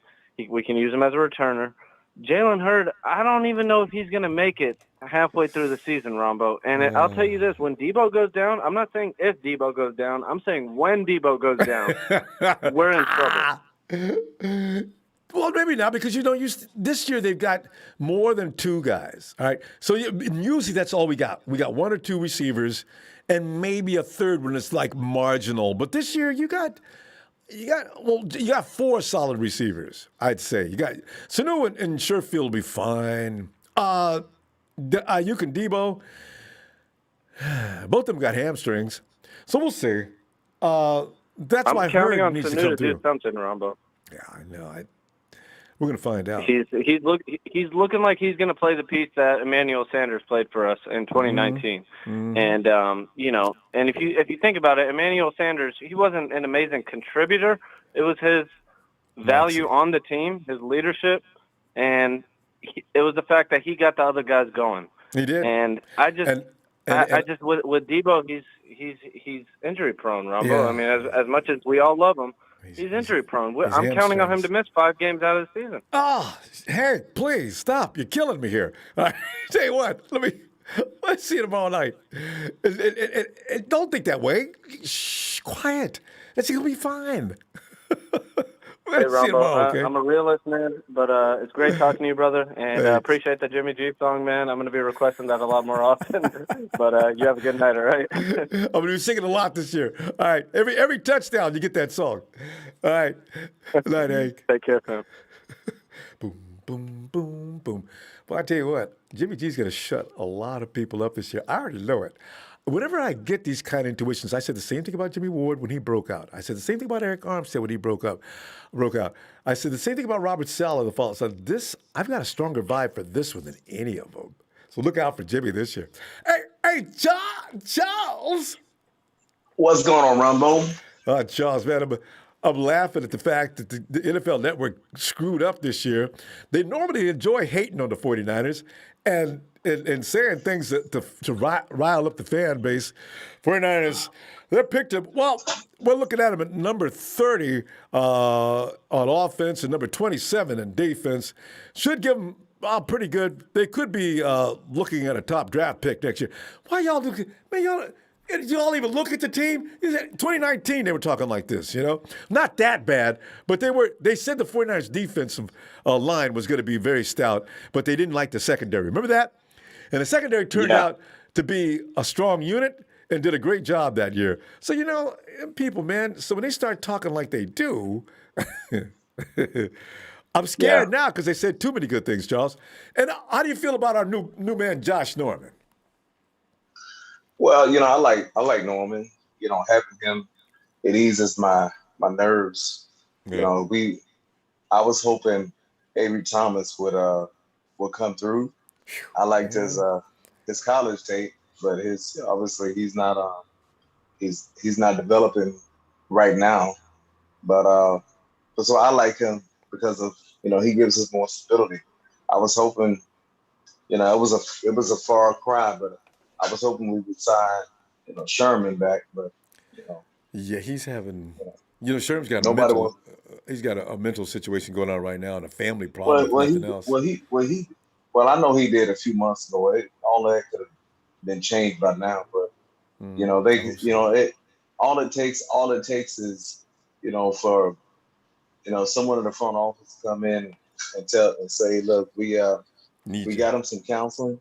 Yeah. We got him about 2 months of counseling. We think he's doing a whole lot better. He's in a much, much healthier place today, and he's doing much better. And, we're happy to have him.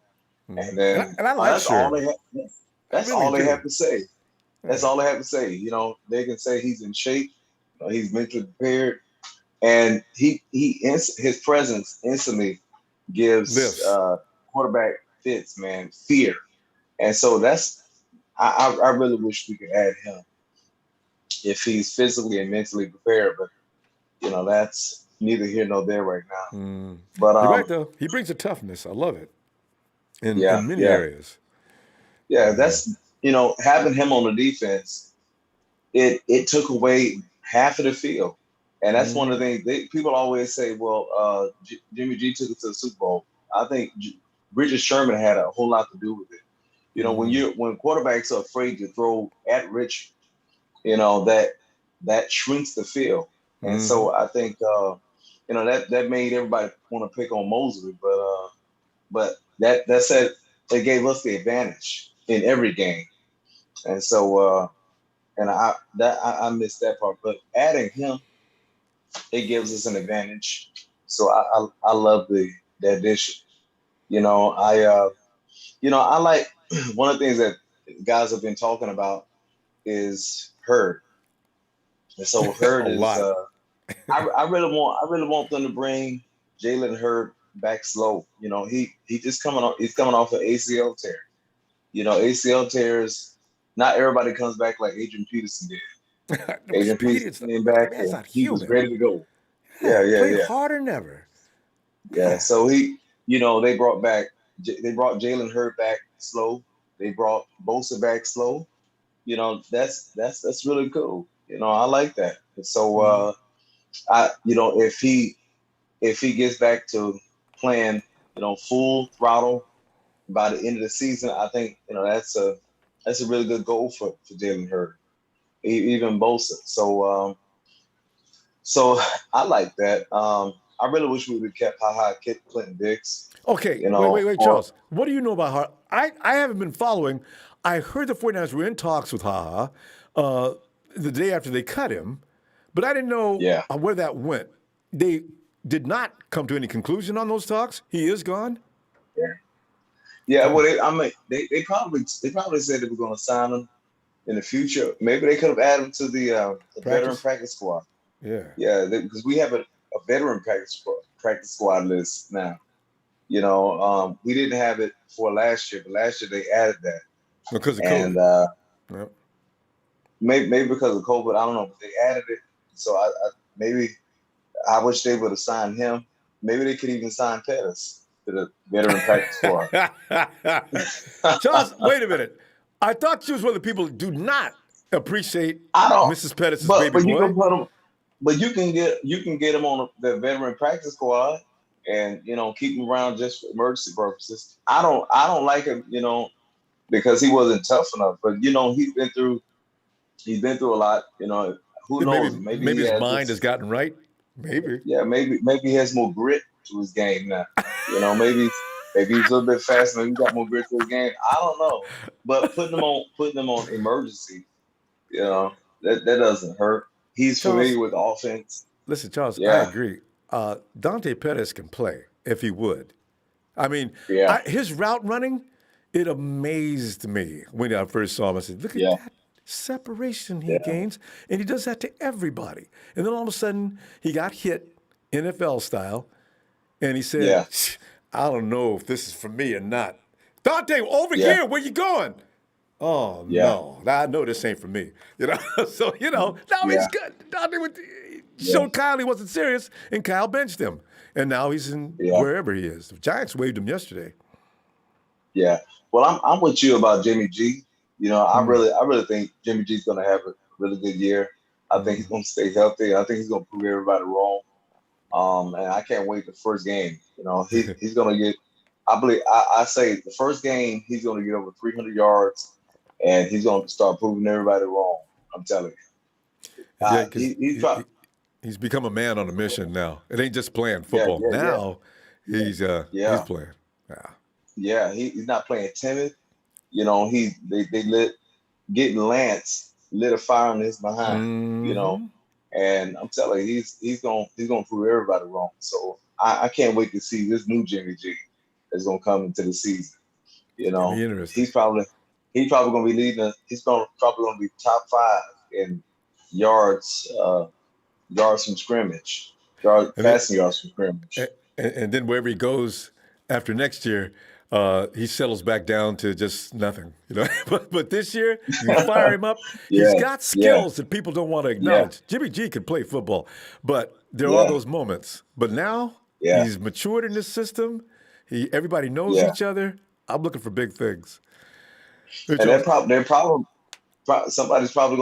somebody's quarterback probably gonna get injured, and then they're gonna get scared. You know, they're like, hey, we're 4-2. Our quarterback is out. Hey, what you want for Jimmy G? We'll pay a first for him. Oh, really? You want to pay a first? All right, here you go, Pop. See, the thing is, though, Kyle would have to really believe we can't afford another losing season. He's got to really believe that Trey can handle it, because we cannot have another losing season. Kyle has to at least 12. He's got to get into the playoffs no matter what, but we cannot. Yeah. Kyle's under pressure. He knows it. He's got to. That's why we got 2 quarterbacks now. No room for error. But Charles, let me see you tomorrow, because we ran over time. Monday Night Raw, because I always love hearing from you, Charles. Okay. All right. Love you, Ronbo. I love you back, fam. Have a great night. All right. You too. Bye-bye. And it's Big Show. Big Show, by the way, is Michael Alanis. Alanis. I always get his name. I always ask him about that. I'm not going to ask him how to pronounce his name again. It's embarrassing at this point. But he said, because he's already told me 3 times. He said, hey, will people please give up on the Sherman dream? leave the man alone and let him gather himself this year. But you know what? It begs the question, would Sherm take this year off, get himself together, and come back and play next year? I bet you I know one knows the answer to that. Chill. Phil. Phil. Hey, Ronbo. Phil, so many questions of which I know you've got answers. First of all, the joke that the NFL has already said, 49ers, we're going to give them the nod this year. Let's put them at number 2. Really? Now, why not? And then, of course, Josh Norman. Well, that's because Nate, the Seahawk Burleson, has left the channel. So, wait a minute. Did Nate Burleson leave? Where's he at now? Yes, he's at CBS, I believe. I bet you're getting ready to tell me he's at Doing another the morning network show or something like that. They must have offered him more money. Nate, we don't like the 49ers either. Come on over and join us. Yeah. We'll give you X amount of dollars. We got Josh Norman, too. But, Phil, give me some more on both situations. Give me some more NFL Network. I didn't see who they cut for Josh Norman. Well, see, that's yet to be said. Because I've been watching. It's got to be Dante. I know, right? We all assume that. I don't know anybody that does. Lombardi even said it during his cast. Dante Johnson, I would assume. Everybody said the same thing. I'm crossing my fingers. Phil. Anyway. Would you start? What was the other question? Real quickly, before I go to anything else, would you start Josh Norman next to Jason Fred? Are you going to stay with Emmanuel Mosley? You got to go with Mosley. Yeah. He knows the defense. Yeah. He's a proven commodity. Yeah. Josh is there simply because he's an upgrade from Dante Johnson. And he's got to learn what we do. That's true. Okay. Because I was wondering, are you $2.5 million just to make him sit behind? But that's a big insurance policy.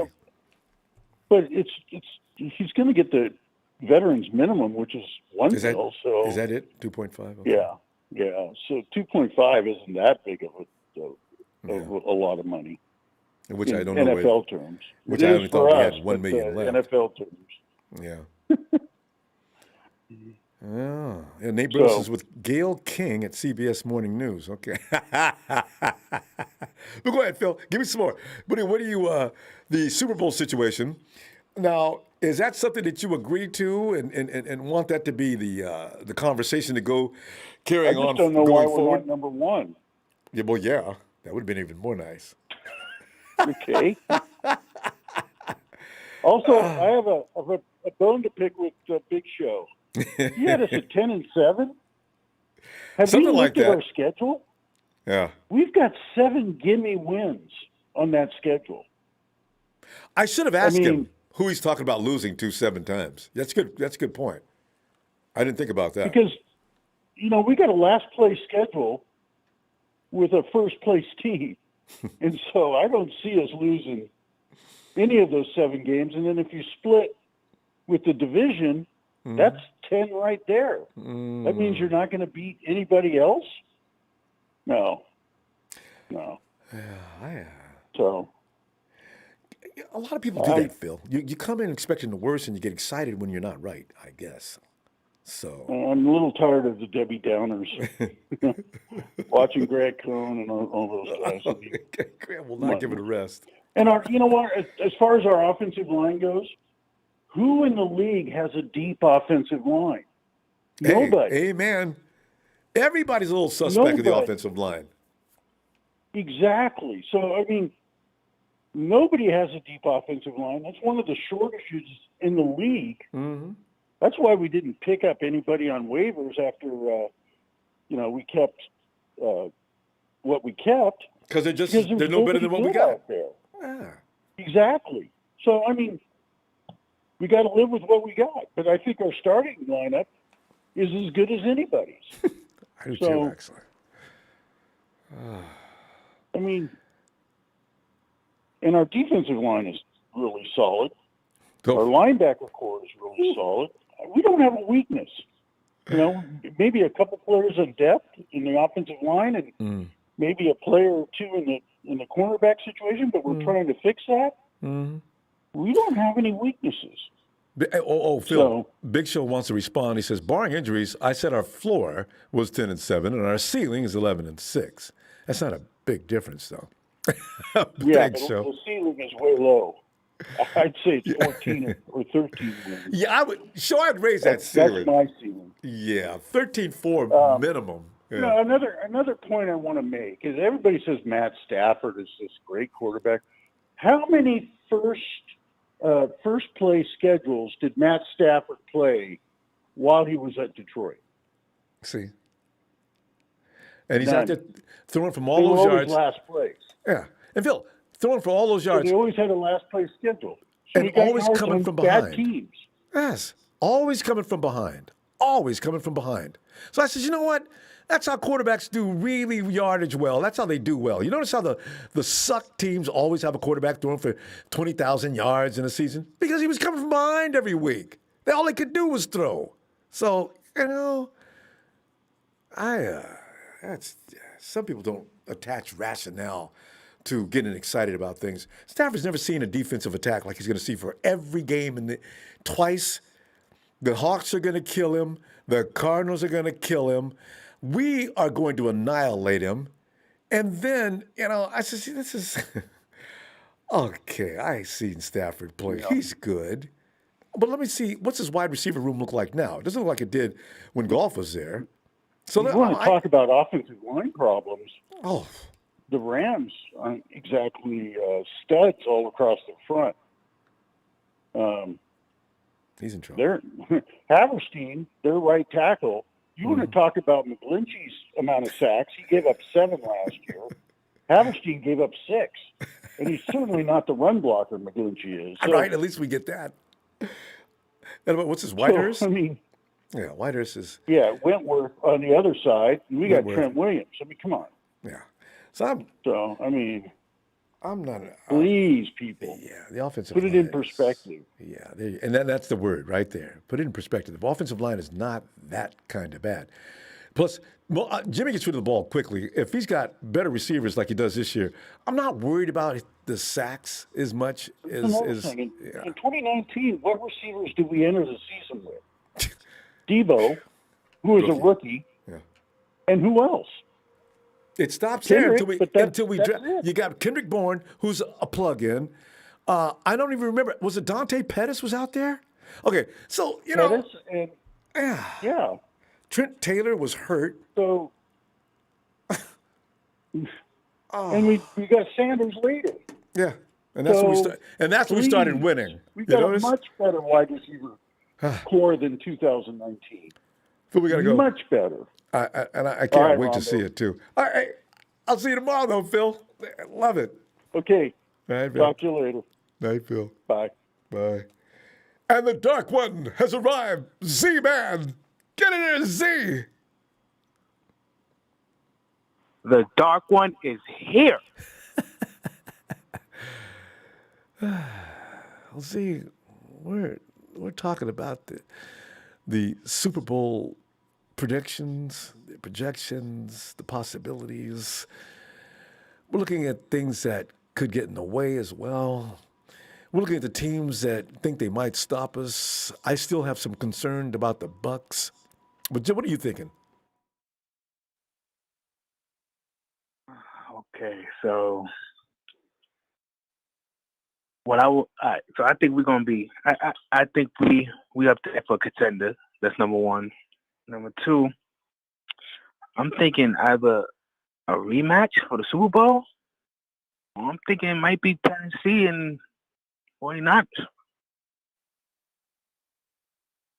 Hey, Z, did you say Tennessee? You said Kansas City and the 49ers? I like that. I like that. I like that. I like that. And then I said Tennessee, the Titans, and the 49ers. Could be Oh. the Titans and the 49ers, or it could be a rematch with Kansas City and 49ers. That's what I'm looking at.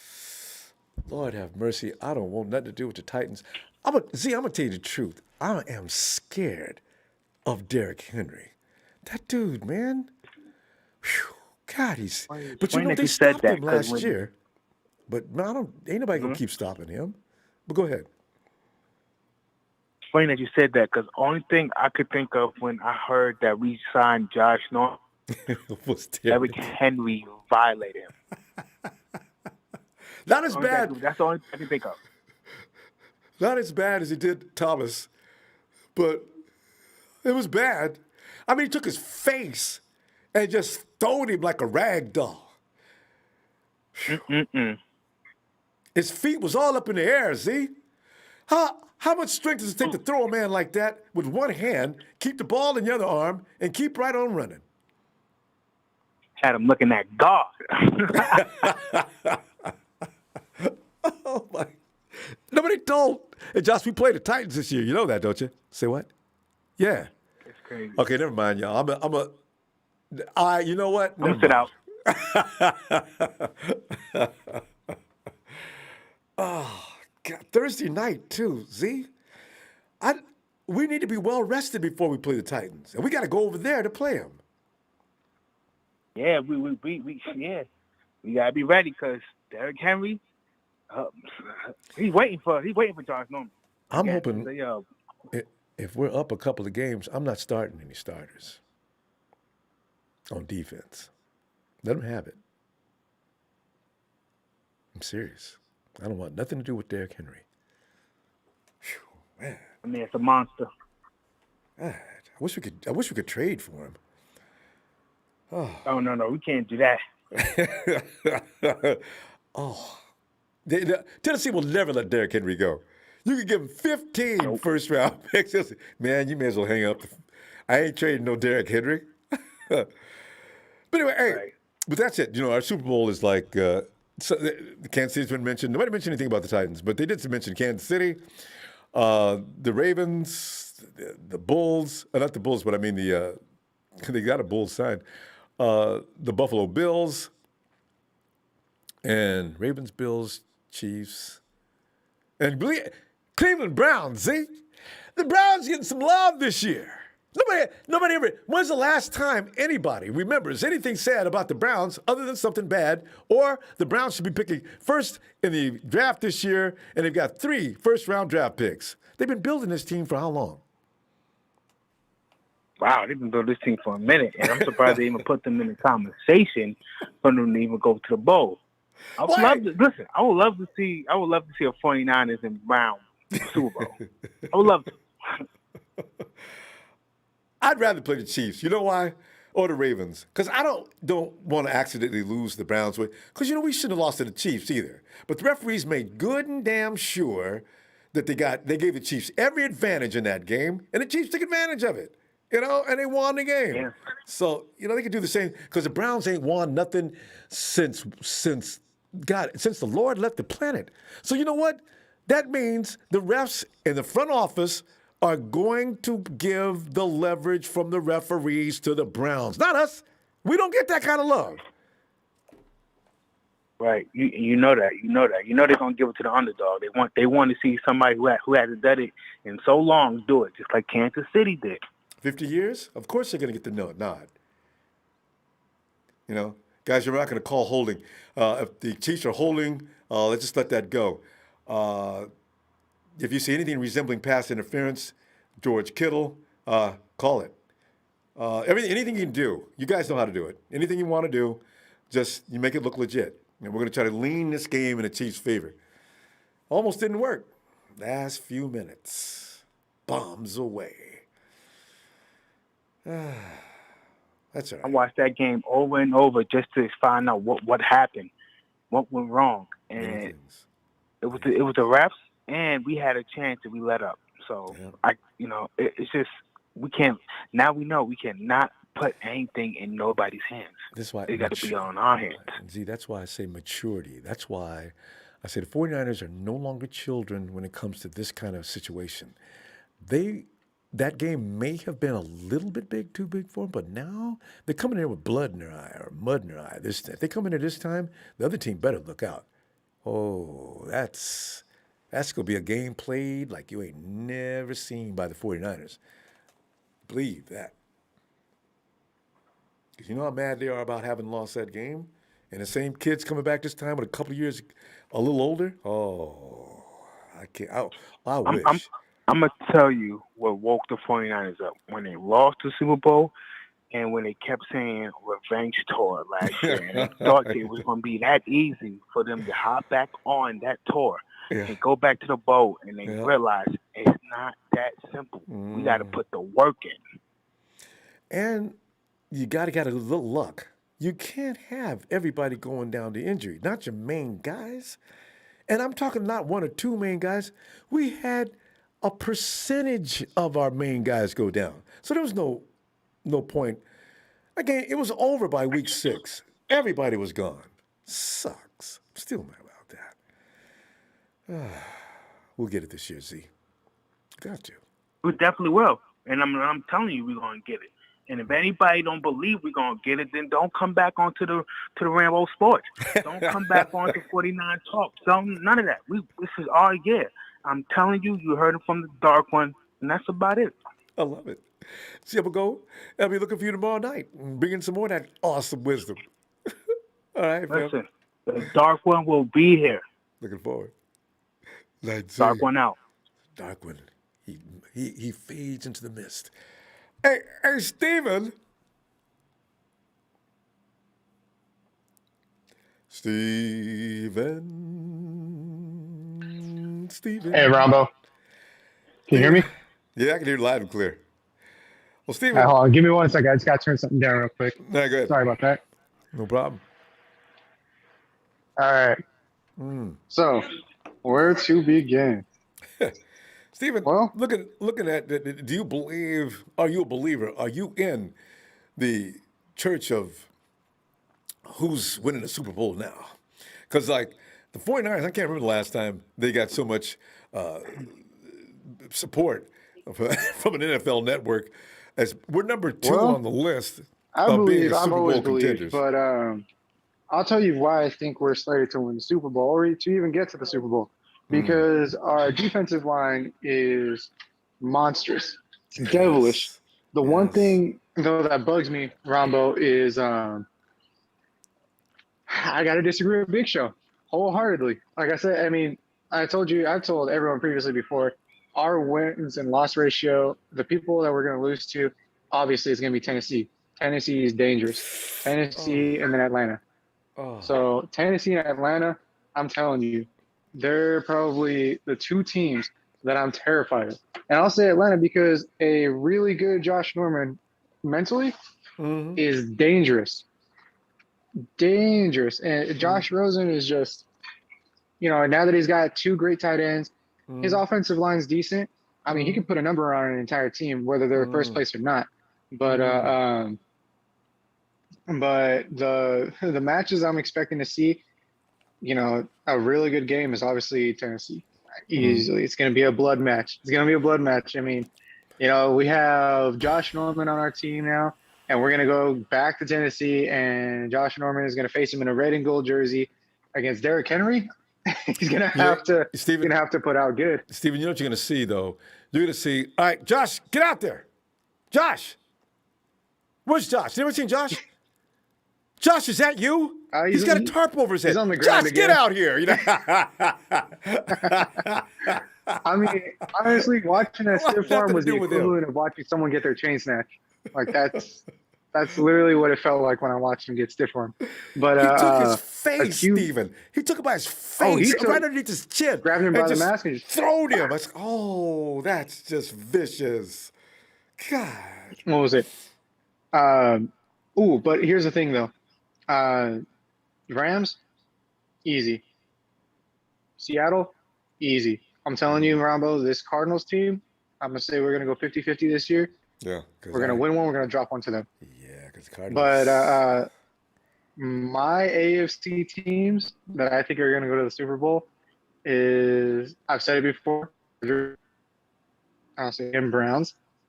and that's kind of all I can think of right now for the AFC. Those two teams I could see taking the Super Bowl or even going to the Super Bowl. You said the We're Browns obviously and going who to else? go. I mean, I'm You not said- going to lie to you. No, who just said the Browns and who else? Chargers. Browns, Chargers. You're discounting Chargers. Kansas City and the Ravens? I'll tell you why. Because Kansas City got solved like a Rubik's Cube when they played against Tampa Bay, and I don't see Andy Reid switching up any of the playbook. I don't see him doing anything of that. You know, to entire overhaul of your team, you have to change your offensive playbook completely, your defensive playbook. Tyrann Mathieu, as They do good the as same he things. was really overhyped. You know, and Tyreek Hill, under pressure, he sucks. You put two-man coverage on him, he's done. There's no more Sammy Watkins. They have, who was it that got picked up from us? What's his name? I can't remember, but whatever. We forgot about him. Jet McKinnon? Yes. They still got Harden. He's easy to block. Who they underuse. So it's yeah, and so I mean, who are they really gonna like go up against and trounce? Nobody. I'm telling you, Ronbo. Those two teams, Browns and Chargers, dominating force. Now the Ravens, on the other hand, unless for some odd reason Lamar Jackson starts throwing really good and starts throwing dimes left and right, I don't see him doing anything with the Ravens. Be careful, that bothers people. I still think Lamar Jackson's a subpar quarterback as far as throwing the ball. He is. He's overhyped.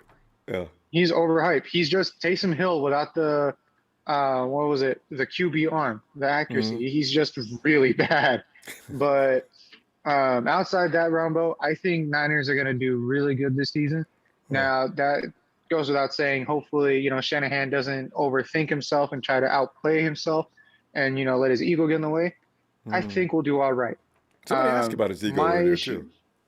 Hey, Steven, you can handle that question then. How many games, Hank asked, I'll go ahead and handle that. How many games are we going to lose due to Kyle's ego?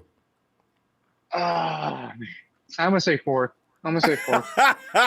Jesus, You're going to overthink it. Really? I'm going to say 4. Yeah, I'm going to say we're going to lose 4. And that's realistically. Now, if I wanted to say, but I said because of Kyle's ego. Well, yeah, because Kyle Shanahan, I mean, think about it. I get he means good, but like when it comes to, you know, his QBs throwing and everything, you can tell he gets worried. You can tell he's like, I don't know, man. You know, or going off the script, he's very like, you know, like if we're talking like leash, he's got everybody on a short leash. Yeah, that's so true. That way Kyle they does don't not want you to deviate from the program. I can see that sometimes. But then he'll say things like, oh, I kind of like when they go off schedule. Kind of like, I don't know, why do they look like they're scared to do that? So anyway. Because they are. They are. Because if they screw up, Kyle Shanahan has a scapegoat to, you know, explain why they lost. It's the worst of a bad situation. It's like, oh yeah, he goes off script. Okay, we lost because of that. And Kyle Shanahan will beat that horse to death. And even then, after if it's made into glue, you know, it's kind of sad, but I foresee us, you know, getting that 4-loss ratio. I mean, it's 4. I'm not really tripping. You know, we're a lot better than we're going to be next year. And I want to talk about Nick Bosa, you know, the man, number 97. The fact that he's a lot more leaner and he's faster makes him that much more deadly because now he can weave in and out between defensive lines. And that's something that is key for us, especially because a lot of our, you know, defensive ends or a lot of our tackles, they're big dudes. Look at, you know, Javon Kinlaw. Look at Armstead. Look at Warner. Look at everybody. They're huge. Nick Bosa got leaner and he's faster and he's stronger.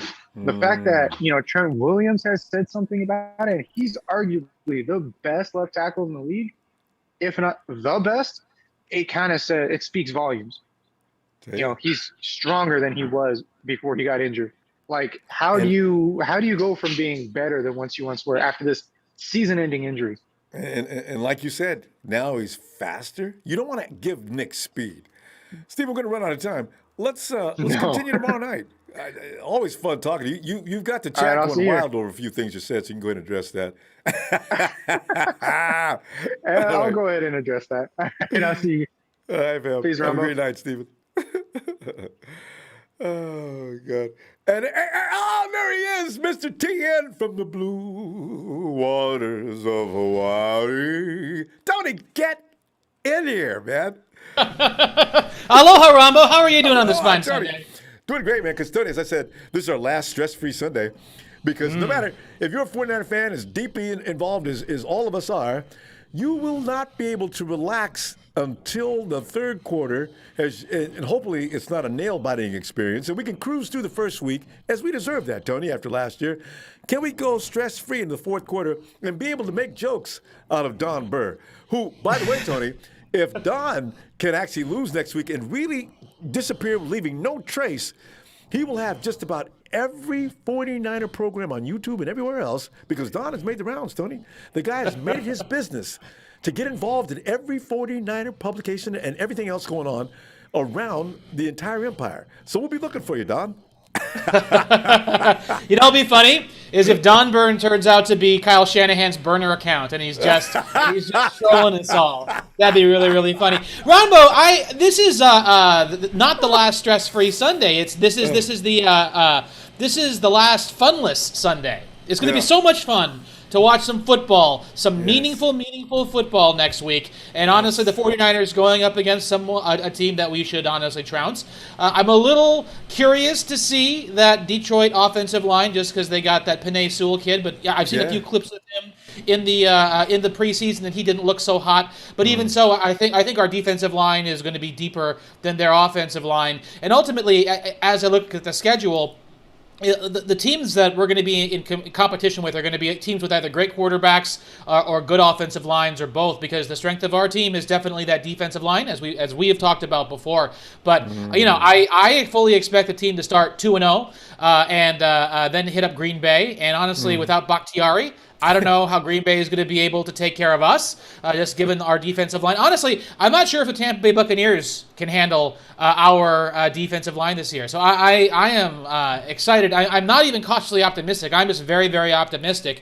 Law of averages being what they are, this team is so deep, this roster is, and we are due for an up season, especially with the way that we have been just so injured over the last few years, honestly. Even the Super Bowl season a little bit. So, I am a betting man. I did put some money down for the 49ers to make the Super Bowl already, and I am stoked, Ronbo. I less than 1 week now, and Don Burr, aka Kyle Shanahan's burner account, you're put on notice. We can see through your guys. It's just an ongoing drama. And it's all since the beginning of off season. We've been introduced to this individual. And he's been part of the program each and every week, each and every time. He spends all of his waking hours traipsing around one program after another, talking major trash. We went to a guy like this in 2019, too, before we played the Bucs. Now, we can't find him. Oh boy, that's really maybe it's the same guy. Well, it's interesting that the mindset of the internet troll, just really likes to get that emotional response. And really, in this case, though, I will give Mr. Burr, something, just in the sense that that offensive line has a good center for the Lions, and they have Penei Sewell. So it could be promising, but at the same time, their head coach is kind of a joke. I mean, here's ultimately what's going to come down to, I think, for the Lions game is Jared Goff, and this is Jared Goff without Sean McVay in his ear. Yes. And granted, our defense is better than it was last season. Honestly, Ronbo, I think our defense might even be better than it was in 2019. And Jared Goff plays horribly against us. I didn't want to say it too loud, but I agree. Well, I tagged you up on a poll I ran on Twitter, earlier in the weekend, just asking, a bunch of folks which cornerback duo they'd rather have, and if it was Richard Sherman plus Akella Witherspoon or Jason Verrett and Emmanuel Mosley, and it wasn't even close, but like 89% to 11% wanted Verrett and Mosley over Sherman and Witherspoon. And you look at it. I clicked that. I remember. Yeah. I agreed. Yeah, Verrett and Mosley. Our safeties are the same as 2019. Our cornerbacks are upgraded.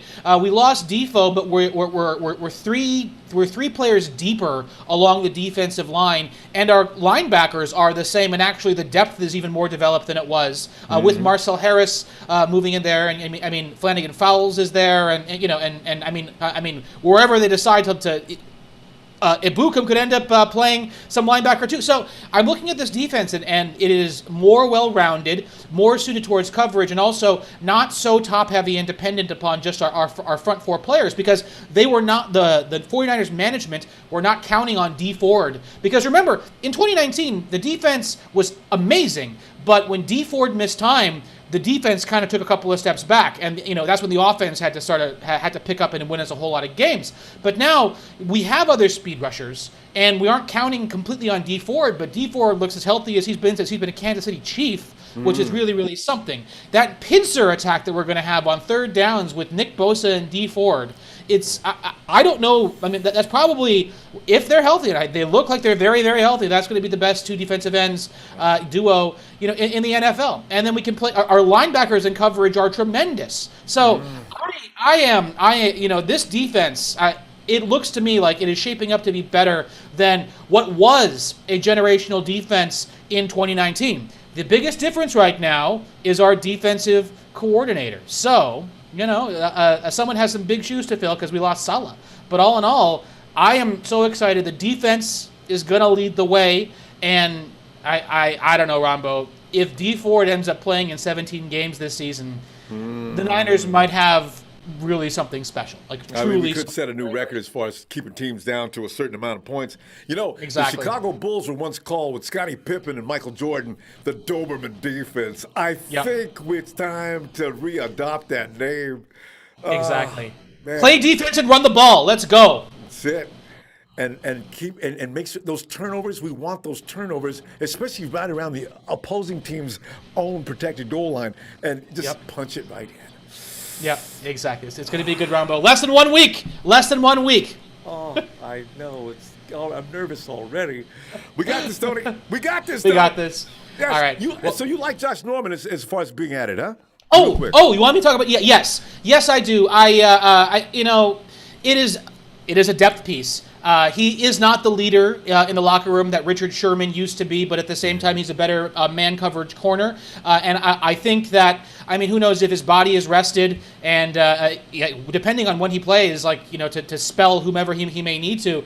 I think he's a valuable depth piece, and he rounds out that cornerback room with all the young players, with Ambry Thomas and Lenore. Now they have Josh Norman. The only concern I have with him are intrapersonal character issues. Just he kind of seems like he might at some points just kind of have a diva attitude, but at the same time. But I think we could use a little bit of swag in the cornerback room. Okay. And if he shows out in practice and really shows out hard, he could really teach those young guys what to do. And we have Verrett to be our cornerback one. Yeah, yes. and I let's hear what the reports say in practice too. But I think it's a great signing, adding depth where we absolutely need depth to a young cornerback room. Agreed, Tony. Always awesome stuff, Tony. Listen, aloha, Ronbo. I wish you have time for us tomorrow, Tony. I'll be looking for you. All right. All right. Take care, dude. Tony. Take care, you too. Good night, Tony. Tony, man. Tony's amazing, isn't he? OKC. What's shaking, Ronbo? Casey, man. Fun night, man. A lot of fun callers tonight. I know. It's funny. This Sundays are usually like this. And Casey, keep in mind, this time next week, we're going to be talking about, oh, man, we won that game. It was, that was such, I'm going to say things like, you know what? I was actually a little worried. I don't know what I was thinking. And, of course, I'll get a laugh on that. And then Don Burr, they'll ask, hey, guys, where's Don Burr? Nobody's seen him, man. We saw him in the first quarter. We haven't seen him since. Well, maybe he's at another, anybody know if he's at another chat or anything, let us know. We'll go find him. Hey, watch the Niners put up a 40-burger on week 1, Ronbo. You think so? It'd be a nice time to do so. We got a lot to get off frustration from last year. May as well just burn them down to the ground.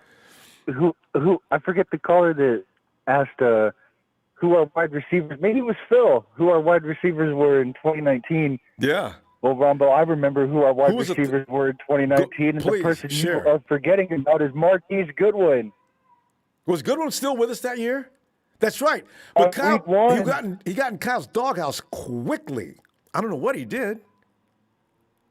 Well, yeah, but he was still there in week 7 against the Redskins, and But he was later standing on the on, but- sideline. I remember they kept flashing the Yeah. camera on him on the sideline. Okay, so this Marquise Goodwin, Debo. That's a bad name around here, isn't it? 29, I know. Marquise Goodwin, Debo. Oh, man. Uh, No, you know what? Man, I got love for Marquise, man. I just, you know. Kittle was on the team. I mean, Oh, not no, Kittle, man. but Pettis was on the team that year.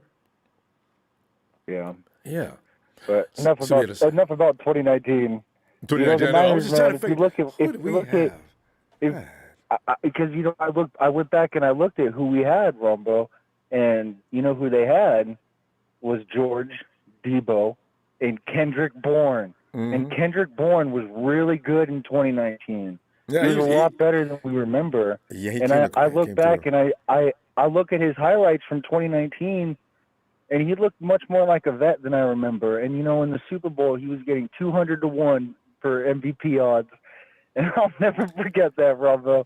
You know I really what? thought he could have got 2 touchdowns in the Super Bowl, man. But you know what the thing is? In the red zone, because he was good He in had the a decent red zone. game, actually. And he was in Super Bowl. He was good on third down.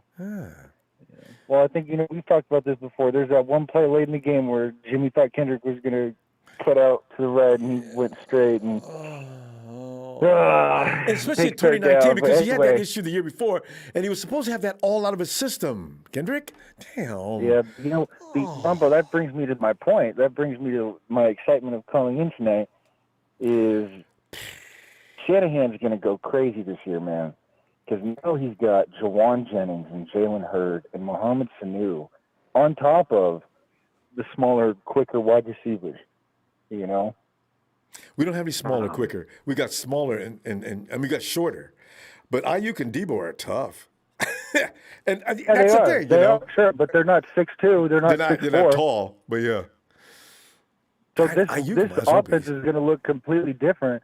Once Keep they trying get to tell Jawan people Jennings they don't and want to Jalen Hurd out well, Jimmy there, G can't quarterback. I'll give Jimmy G some receivers, and I'll show Kyle's you going to can't be able to quarterback. run packages. Like, it's going to look into. Imagine Jimmy right now. Jimmy's probably licking his chops, you know? He was the one And who the wanted reason why Jalen Hurd. people go, I want people to stop and think for 1 second. Do you want 1 season of Jalen Hurd or 3 seasons of Jalen Hurd? No, I want 10 seasons of Jalen Hurd. So if it costs a year for him to sit down, you know, on the sidelines, you know, I think for once the 49ers are really doing the right thing and not rushing back Jeff. Well, you know what I mean? Like, oh yeah, they rush back everyone else. Like, no, Jeffrey could. And like, yeah, heal they don't. up. Yeah. Yeah, because they have such a revolving door of running backs all over the league nowadays. When you find a really good player, you know, I want to see 10 years of Jalen Hurd. I don't want to see just 1 season and 1 preseason. Well, you listen. I just want to see how he heals up. I don't know that this is going to be. Casey, I really don't know if this year is going to be his year because the fact is, like Charles just pointed out a little earlier. I think that was He Charles. looks good, man. I know, but that's Man, still I an saw him in training ACL. camp, man. He looks like he might be the fastest player on the team, man. He probably is. It's mental for the most part. He's not wearing a brace or anything. I just hope that he's mentally he's ready to believe your leg is fine, Jalen. Go. You know? Yeah. Because it takes a little while to get over that hurdle, from what I'm understanding. Because I've never torn an ACL, so I don't know. Well, you know what? I think those first 2 weeks of going on the road is going to be really good for him because they need to kind of, you know, bring something good to Levi's. You know what I mean? So, I know. Well, you got week man. 3. You got Aaron Rodgers without his All Pro Bowl tackle. Man, Aaron Rodgers is probably shaking in his. He's probably shaking in his Hawaii mansion, looking at the Niners' defensive line right now. Man, he doesn't want to come back to the States. He's like, oh my gosh, look at that defensive line. They've got a whole starting defense on the defensive line. All his receivers even said, Aaron, we just snapped the ball and you just threw it. Who are you throwing at? Look, you do your work, you do your job, and I'll do my job, okay? If you see what was coming at me, you would have done the same thing. Don't give me any grief. Just get out there and hurry up. I told you to run a short route. What the hell were you going? You know? Yeah, Ronbo, for real. Like, let's really hope that the Browns do well this year, because then it'll just be a massacre in the Super Bowl, right? Oh, I don't. Casey, I got respect for the Browns. You know what? Look at that defensive unit. Myles Garrett is man, that's a package to take care of. Baker Mayfield. I'm not sure about that, Ronbo, but you know what? I think Bosa's ready to feast. I know, but you know, I think it would be bad news for Baker if he wound up in the Super Bowl. yeah, especially this year. Baker. But you're right. He does not like Baker Mayfield, does he? He really. I didn't know. I don't watch college football. Do you watch college football? Baker went to. No, I don't. Not at all. What school did he go to? Anyway, they celebrated like Texas or something. Yeah, I was thinking Texas too. They were Nick hadn't gotten over that 2 years later. Nick Well, you know what? So I think that's good. You know, you need someone like Draymond Green to set the tone. You know, like Draymond used to do that all the time. I know, and it would completely change the game. You know, he'd do it in the first quarter. And then, you know, he'd like, you know, push up on James Harden. No. And then, you know, and now their best player is like mentally shook. But remember when LeBron was laying on the floor? And instead of going around him, Draymond decides to step over him so his trunks could rub all up against his head. Hey, Ronbo, I thought you didn't watch NBA, man. You know what? I watch championship games sometimes. But I'm telling you, the referees, if I could take them all out and just horsewhip them, hey, did you know would. Draymond Green God, has I a hate brother? those people. Did you know Draymond Green has a brother? Is he as bad as Draymond? Is Marshawn Lynch, Ronbo? Okay, we gotta go. I'm gonna see tomorrow. Okay, for Monday Night Raw. All right, Ronbo. Hey, man. We got stay away jokes from tonight. Cincinnati. Stay away from Baltimore. Yeah, they don't have any We'll pizza, bring these especially in cows in a Detroit. little earlier next time, Ronbo. Hope you have a great night, man. You too, All right, man. man. Good night. Draymond. He should have played football because Draymond's got a football attitude. He's just vicious, nasty person. Hey, Tony, Tony, come on in, man. Mr. Ronbo, how you doing? Tony, man, I just having fun tonight, Sunday, because I was telling everybody, this is a stress-free, our last stress-free Sunday. Each and every year, I go through this. During the off season, it takes you a little while, about 3 or 4 weeks to unwind from the season, depending upon how bad or good something happened was. And so by the time March, April comes, I'm usually like draft. I'm all excited. So I mean, it's been fun, right? Because it's like now your thoughts are gonna get serious. Don't nobody feel like losing no game. You're gonna blame everything: the refs, the weather, the coaching, the quarterback, the mistakes. These are things this is stress. There's no ways about it. We can't lose to Detroit. Tony, the thought in the back of my mind of losing Detroit is worrisome, because they don't know. Think about it. Nothing's a sure thing, but you guys are going to lose to Detroit. I don't believe it either. So, but it's just yeah. I'm not down. I'm proud of my boys. I was just watching because Bobby Bowden's my favorite coach. I don't know if I remember telling you that. Florida State played their heart but I know out. who he is. To Notre Dame. In overtime, 41-38, the game just ended. But the boys played. It's just that Florida State's a little young. They got some talent. They're a little young, inexperienced, but almost beat Notre Dame. We almost beat them. Are you a Seminoles fan, Tony? Because somebody else just called in and was saying that was Rev talk about his Seminoles are getting their butt handed to them. Did they lose? Yeah, but they came back though. From 18 down, it was 38-20 probably when he called. They just lost 41-38 in overtime. So well, okay. The Seminoles showed some heart. Yeah. They showed some heart. All right. There you go. But yeah, Ronbo, you're a signee.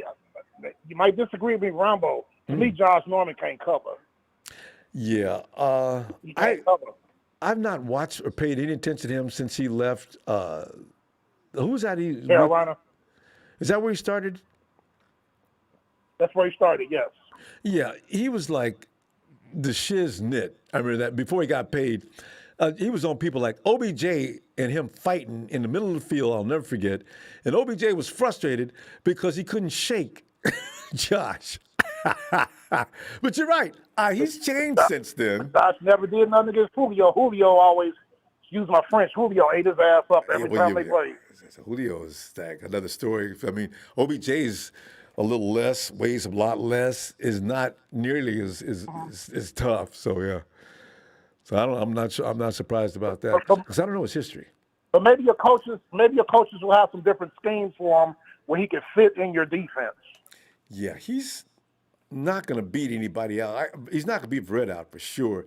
There's some question in my mind. I don't know if they're going to appreciate him beyond Mosley, but I doubt it because Mosley's underrated. Mosley plays a pretty solid brand of football, and fundamentally he is textbook sometimes.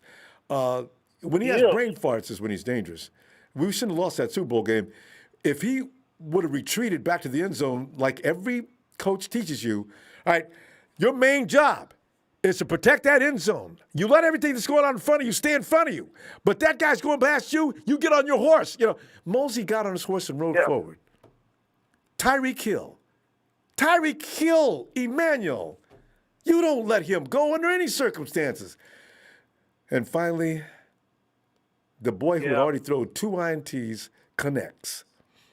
That was the turning point of the game. So, you know. Yeah. So we'll see. You don't have to tell me, Ronbo. I feel you. You remember our Super Bowl.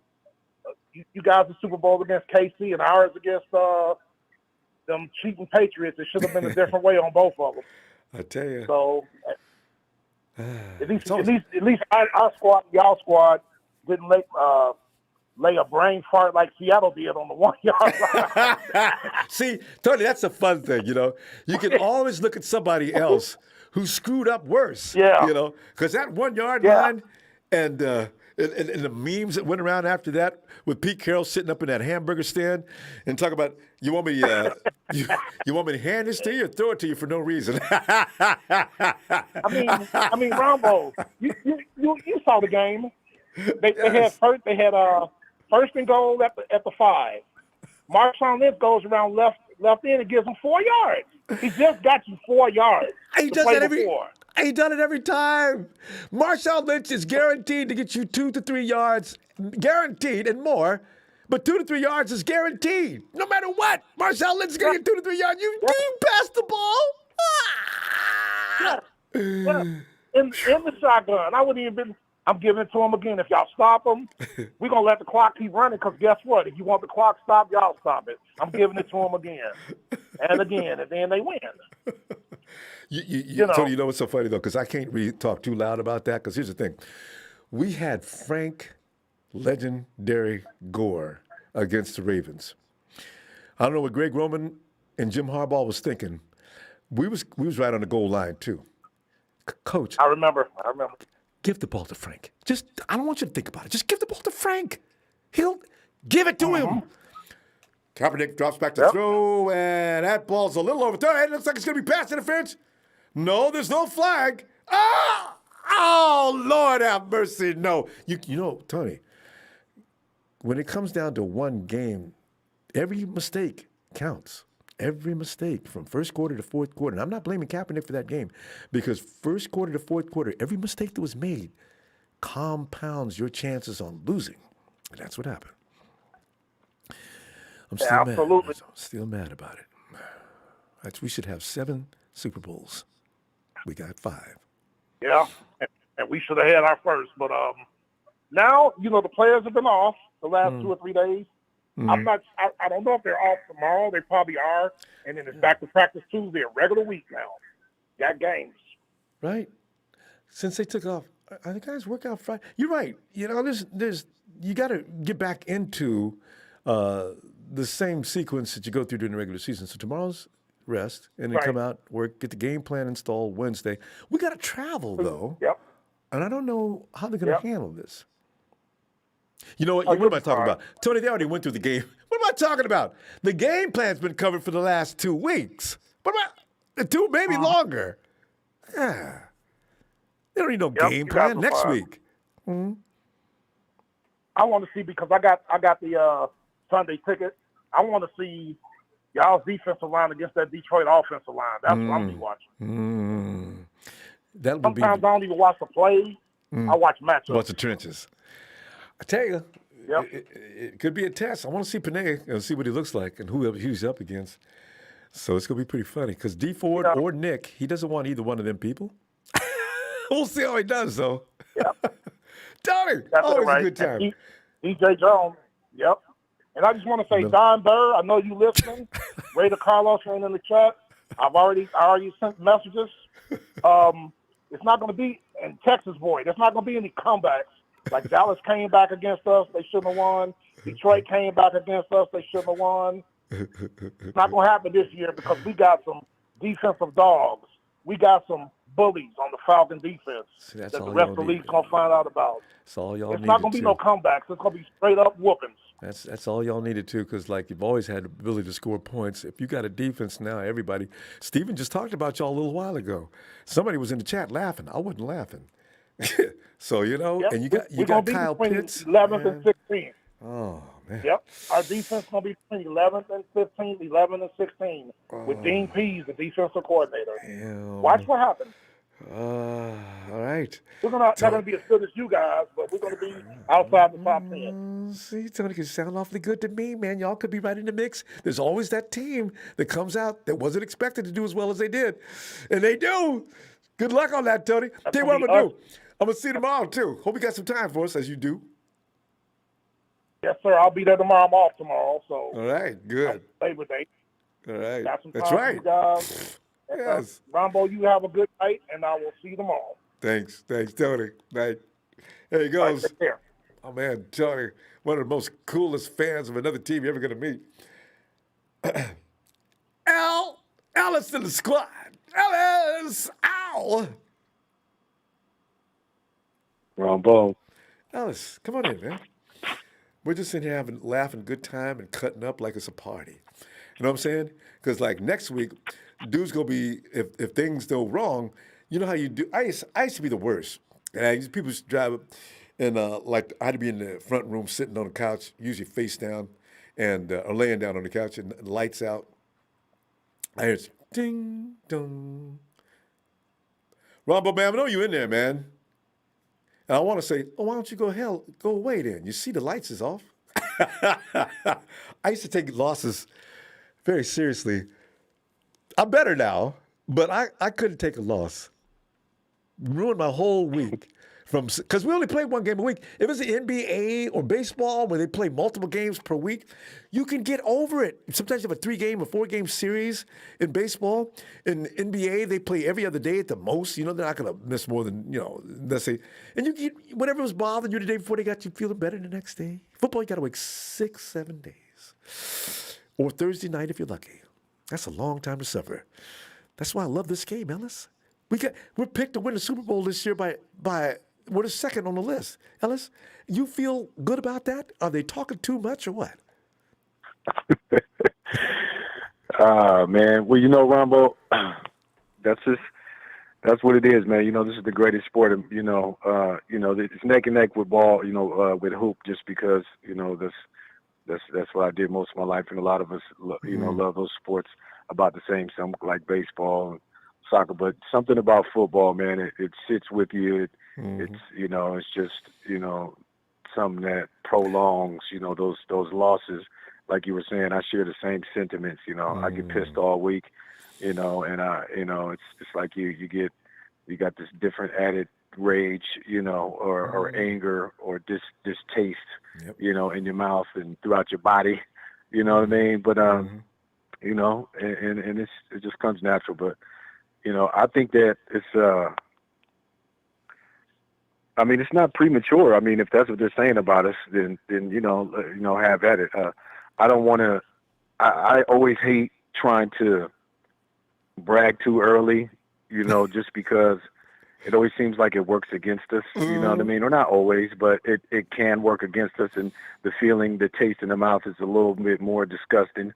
When it does happen. But again, it's worthy. It's a worthy conversation. We are worthy of being in the conversation. So I'm good with it. I'm glad that they can give us our,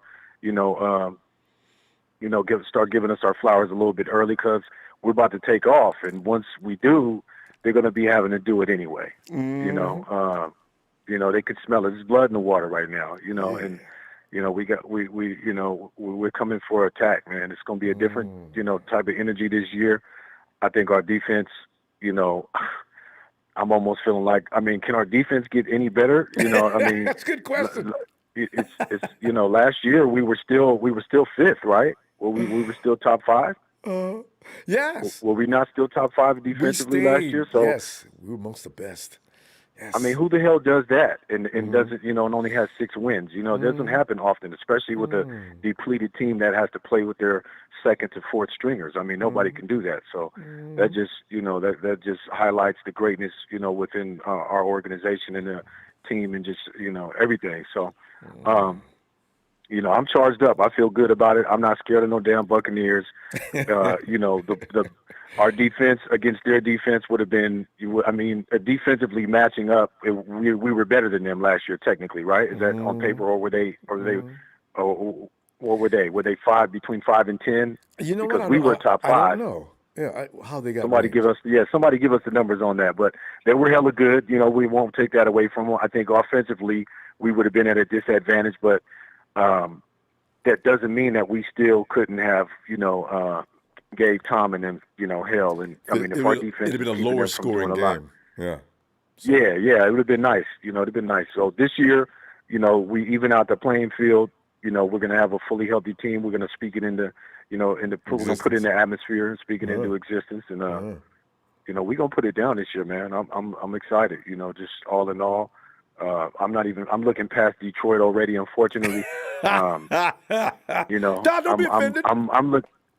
I'm looking at Green Bay right now. You know, I want to, you know, I'm ready to, you know, put Aaron in the dirt, you know, see him get pissed off looking at our defense. Because last year he said after the game, you know, this is a totally different team than last year. Basically, you know, he was praying to the football gods and taking them for, you know, for him, you know, getting out of there alive because, you know, just the year before that, we beat them down both times. Yeah. So, and bad, you know, both times.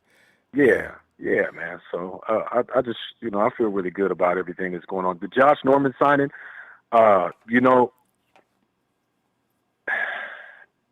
he's got some years under his belt. It would be like having Richard come back, you know, and he's kind of, as long as he can come, I think Richard is a little bit more cerebral and he's more feared just, you know, just within his play. Like they wouldn't even go to his side at certain points. And then once in a while, once they saw, you know, that he lost maybe a step or two, then they started to try to pick on Sherm a little bit more. But he still had some picks.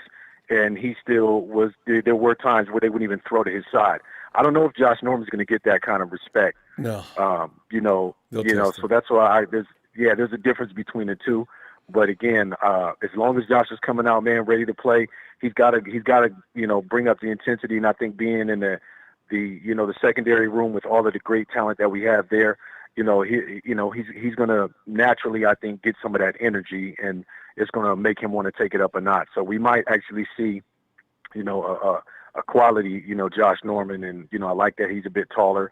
But again, that don't mean nothing if you're getting smoked up the sideline. Go ahead. How tall is Josh though? 6'2", if I'm not mistaken. Is he? Yeah. Okay, I can appreciate that because all the tall guys we got to deal with in the NFC West. Okay, I didn't know he was that tall. Yeah, with DK, AJ, you know, I mean, D-Hop's not, you know, don't worry about really D-Hop. tall, but I mean, he's at least already 6 taken feet. care of. Yep. He can jump out the gym anyway. Yeah. So, Verrett's got that. Ronbo. Yeah, we'll be good, man. You know, I'm more than confident. I'm ready to get it rolling. You know, I can't wait. I wish I woke up today feeling football-ish, but you know, we didn't have no football, so we have to. We got to wait another, you know, 5-6 days. You know, after today, and you know, and we'll be all right. And I just want to have that conversation at the end of the ball game, like we do after the game. I don't even know what I was worried about. You know what I'm saying? Because I was just worried that we can't lose to this team. It wasn't like I was worried about them being tougher. I just didn't want to lose to them because they ain't tougher. You know? Us giving in the game. You know, because a lot of the times, you know, we always we have those games where we give them to people. They don't take it from us. You know, yes. The only game that actually got taken from us last year, necessarily, in my opinion, was the Miami game. We just got flat out, Beat spanked up. on, and this, you got to be honest with yourself. But a lot of the other games, and and games in the past, you always know it's like we gave them the damn game. We gave them the opportunities. If they don't get the opportunities, they don't win the game. There you go. So So we're going to go ahead and see you tomorrow. Looking forward to it. It's Monday sir. night. Puts us closer to Sunday. We be ready to roll. Yes, sir. All right, fam. Yes, sir. Thank you, Brother Rombo. I appreciate you as always, fam. And thanks, shout out fellas. to production. Thank you. Shout out to all the guys out there and ladies out there, man, the Niner faithful. And Don, I know you're probably going to be having to take a few sedatives between now and Sunday. So just make sure you don't overdose it so that you can be prepared and wide awake for this ass whipping. Anyway, peace and love. Night, fam. We're going to keep it raw. Yes, sir. Give our best to the squad. All right, fam. Thank you, family. Peace. Nice. Night, Ellis. Yeah, I rolled him up. It says here he's 6 foot. So he's 200 pounds. We're gonna see what happens with him. I don't know in what capacity. The 49ers aren't gonna pay him that much though, and not let him have some kind of work to do. I don't think. Eric, we're getting Eric this late. We always get Eric early in this. Eric. I guess we started a little. I know. I'm always the first one to call in, Ronbo. I'm always the first one to call in, but you got in here early today. Right? You know what I'm saying? I came out full with everybody. Shit. I'm excited about the season. You can tell now. I rushed. Yeah. I put everything down to get in here. I could have got it a little bit earlier, but had one little problem that I had to erase. But it's okay now. Eric, we're talking about the Super Bowl predictions, and I thought that was pretty funny when I read that yesterday. I says, really? NFL Network with all them haters. Somebody said because what's his name went over to CBS. It's gonna be weird. Nate? No more. Yeah, Nate left and went to CBS. It's gonna be weird without no GMFB, without Nate Burleson. That's strange. Mm-hmm. Yeah. Well, I mean, I didn't really watch a lot of Good Morning Football, but when I did, it was a pretty good show, and it seemed like he was always talking shit about us. It's kind of annoying. I'm pretty sure he was a Seahawk at one point. He was a Seahawk. But you know what, though? He got a little better since 2019, when the 49ers just B-slapped him of everything he was saying. He sort of toned that down. So, and one time he addressed us, too. I loved it when he said things.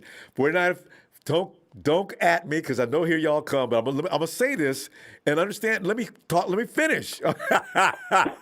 Nate, because man, we be sitting poised to jump on that Twitter. What? Watch it. And we did that with what's that guy's name? The one that predicted we were going to go 3-13. Adam Rank. Adam Rank had to plead with us as well. Adam says, guys, I understand you got to take your shots at me. Just keep it for my children and my wife read these. That guy he was scared of us. That shit was funny too. I mean, not the part with he was scared for his family, but I mean, it was pretty funny watching him. I lightened up. I said, well, Adam, Jesus, man. I mean, you've apologized and everything, but I ain't mad at you. I was okay after a while. He was trying to tell us he was sorry, but a lot of 49er fans didn't want to hear it. They were still beating him up. I said, God, man, this is brutal. I'm not going to be part of this. I'm out of here. So, anyway, what do you think about the Super Bowl prediction, Eric? Are you buying it? Well, I mean, like I said yesterday that I don't think we're a Super Bowl team this year. Oh, that's right. I thought it was going to be You did say that. Next year, Lance's second year. I think this year, I believe it's going to be a rematch, and I think Kansas City takes it this year, just due to the fact that, me personally, it could be the Bills too, but me personally, I think there has to be a rematch in order for Mahomes' legacy to stay away. To me, I feel like the NFL has been begging for a competitive GOAT conversation. There's not really one out there now because since Tom Brady, basically blew it out of the water. True. To me, I feel like the NFL wants that. Who's better, LeBron or Michael Jordan, or they want Messi or Ronaldo. They want something like that, and I feel like Mahomes is going to be the closest thing they could get to being in that conversation. And if he stays without beating him in the Super Bowl, he'll be the guy. Tom Brady will always be the GOAT if Mahomes can't beat him in a Super Bowl. He's already beat him in multiple playoffs. Well, not multiple. No, he's beating him every time. Tom beats up. He just teaches him like a child every time. You're right. Tom is still. Is Tom still the golden boy though? Because that's what I'm looking at. Because they want to make Mahomes the golden boy, but I got to tell you, Eric, I hope I'm wrong on this. But if Zach does a good job over in New York, it's already New York. He's got that kind of persona. Watch him be spotlighted as the next golden boy. I already see it coming. I don't know. Jacksonville's not going to beat anybody, and they're in Jacksonville. But I mean, for me, I feel like the Jets. I mean, you are right on the point where the Kansas City hasn't done shit in so long, and they just came out of nowhere. So maybe that's what the Jets are going to be. But I don't know. I don't really since Andy Reid's more of an offensive guy, and Robert Saleh is more defense. I don't really see like the relationship between the head coach and the quarterback working like Andy Reid and Mahomes. But I just don't see that happening. But it depends on who the OC is, because look at Tom Brady and Belichick. Belichick's a defensive guy, so it depends on who the OC is, I guess. Yeah, but I mean, I think for me, I think it will be a rematch. I think Kansas City takes it this year, and I hate to say that shit, because Eric, the thing is, you think KC's going to return for 3 Super Bowls in a row? I don't see that. I would bet huge against it if I was still betting. Yeah, it's hard to do that. That's one of the It's hard to say that team's going to make a Super Bowl 3 years in a row, but I don't see anyone definitively better than Kansas City in the AFC. Now, there's arguments like Buffalo and Baltimore, but don't count Cleveland out. That defense is going to be all over Mahomes. I don't know what's that guy's name that I was laughing about? The cornerbacks that come into the NFL and they never do well. He should be up to speed by now. Thin kid. Anyway, over where? The cornerback that the Browns drafted 2 years ago, he came in and immediately got hurt, and because he was too light to begin with. Anyway, the Browns could be tough this year. I'm joking about the Browns, but they could be tough. That defense is the defense from hell. So. Well, you're talking about Baker Mayfield? No. This is the cornerback, not quarter. Corner. Oh, corner. Yeah. What are you talking about? About him? Well, they got Denzel. What's it? Denzel Washington. They got 2 premier corner. They got 2 premier cornerbacks out of school. They should be matured by now, actually. Then you got the run game from hell. With Bradley and the guy who likes to kick women. I keep forgetting his name. Kareem Hunt. Yeah, Kareem. I don't know who's put OBJ. They say he's looking like OBJ. I don't know. They've still got what's his name on the other. They've got actually the Jarvis Landry. Yeah, you got to respect it, and they've been together. The magic ingredient is always continuity. How long have these guys been playing together? They've been together for 3 years. That's gonna be, Cleveland will be a really tough team, but honestly, for me, it all depends on what goes on in the division, because there's 3 other teams in that division that can knock them off. I mean, you saw us at the end of 2019. If we were going to miss the first round bye, it would have been really tough for us because we would have lost that bye week. And let's say the Browns are in that situation where they don't have a bye week, or obviously I'm expecting Kansas City to get that bye week. But you see what I'm saying? Like, no, it's always going to a be path tough you for go. them. Yeah. Yeah, it's. I mean, we faced the NFC North, and they were like basically the easiest route to the Super Bowl. And but it's really tough to say because I don't see Baker Mayfield ever beating Mahomes. I just don't see that. It's just one of those things, Remember, it's a team game, because yeah, it is. yeah, if not for a couple of things, the Super Bowl always seems to bring quarterbacks back down to earth. You usually don't see the huge stats, unless it's Joe Montana from way back when. Mm-hmm. But you even look at the 49ers, Mahomes and Jimmy weren't that far apart. They both had a couple of INTs. Mahomes had what, 200-something yards? So usually it has a lot to do with the entire team's productions.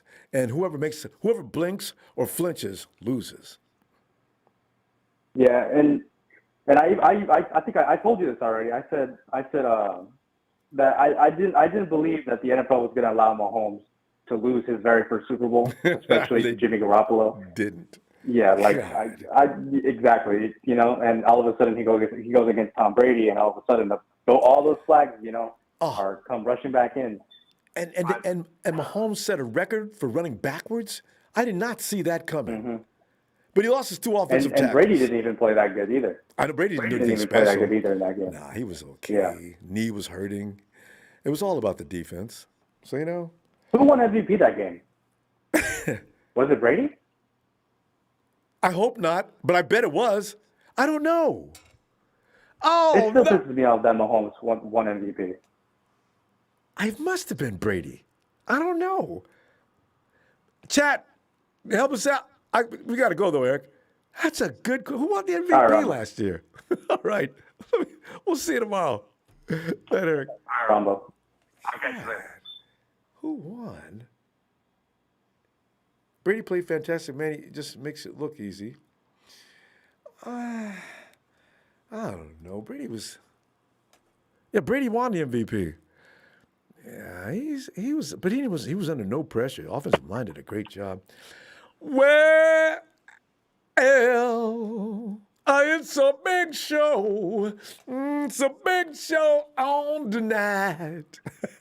Show. What's going on, Ronbo? I was just sitting here looking at it's so funny because anytime you start reviewing and going back and nostalgic looks at things that took place, it's funny the history we've dug up tonight. And Brady did win MVP last year, but Brady, I don't know if he even worked up. I don't even think he was perspiring in this game. You got Gronkowski on one side. You got AB. You got Mike Evans. There's nothing. You got Chris Godwin. Godwin.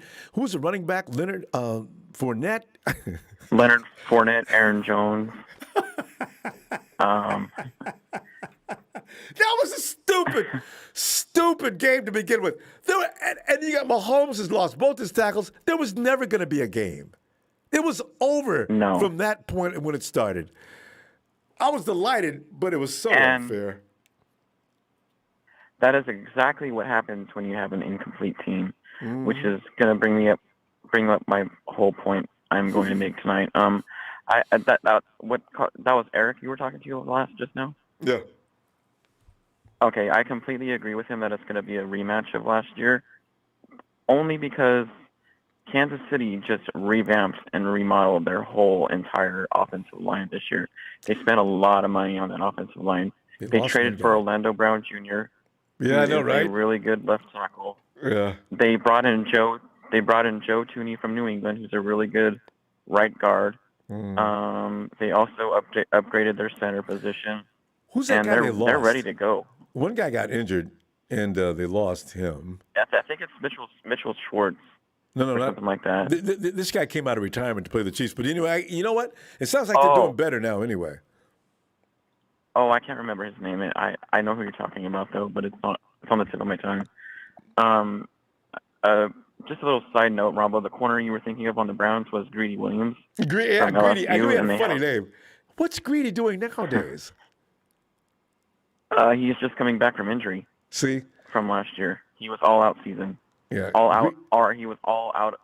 He was out all last season. Yeah, you can't weigh 150 pounds as his height and play pro football. These guys got to learn that. When you come out of school, if you're kind of light in the pants, you need to gain weight. Get some size on you, you know. Hurry up. Yeah. Because when they hit you, you're not going to be able to handle it.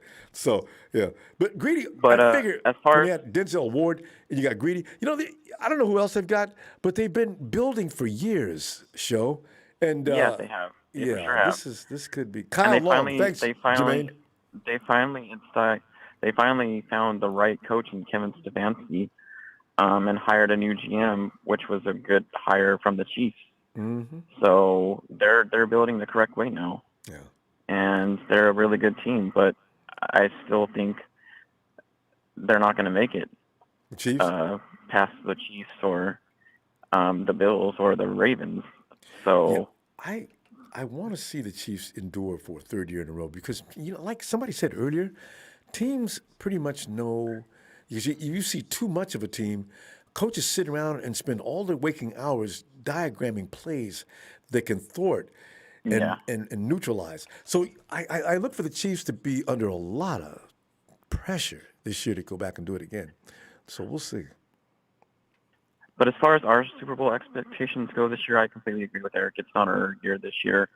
I don't know why people are picking on my record this year because that's a huge improvement from last year coming off of, especially when we had over $80 million worth of players coming off of injury last year. Well, so we can't have that. I mean, 10-7 and 11-6, that's a huge improvement over a team that just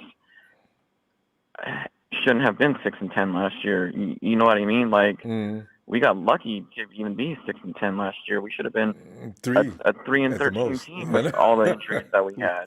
But we lost some games we should have won. That New Orleans game, for some reason, it was there for the taking. The Miami game was strange. Let me ask you a question, though, while I'm on the subject, though.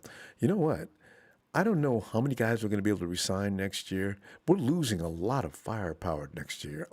Defensive line. I know, especially Verrett and K'Wan Williams, and next year's cornerback market and free agency is not that great, and it's not that great either in the draft. It's a little scary. So I don't know. There's only one good corner coming out of the draft next year. It's Derek Stingley Jr. from LSU, and it falls off after him. Yeah. Pretty much. So I'm a little worried. We about have to bring back K'Wan Williams and Verrett. Yeah, because I'm a little worried about the 49ers next year, actually, already, because I am you've got too. a lot of one-year contracts that are leaving. Jimmy leaves, and now it's going to be how much has Trey matured next year?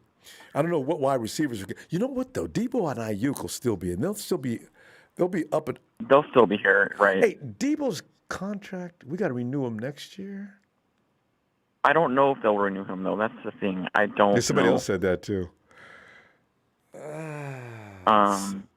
Offensive line, and that's why I'm kind of like, whoa, people, why are you giving us 14 wins when we're coming back from injury from last year? But this team is actually potent. A lot of people are.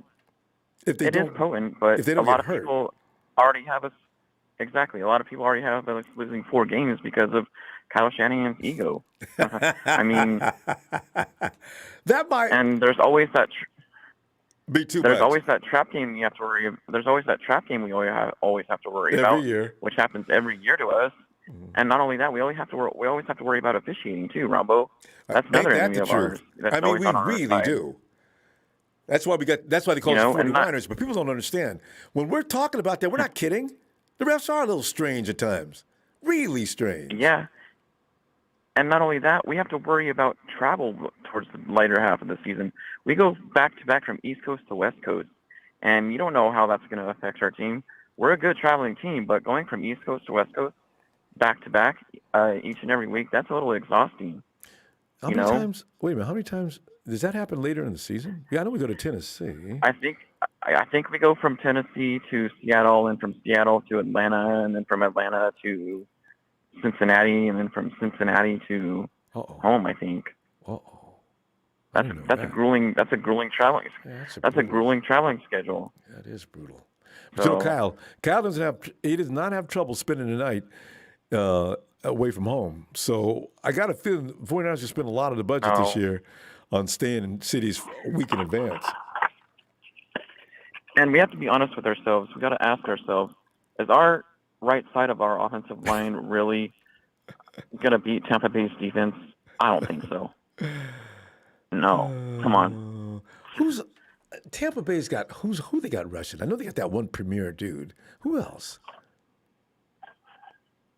They have Shaquille Barrett and they have Vita Bay and Vita. I forget who else on their team. Hey, you know what? They And didn't they have have really Vita last year, and that was another one of my draft crushes. But I knew we weren't going to get They him. have really good.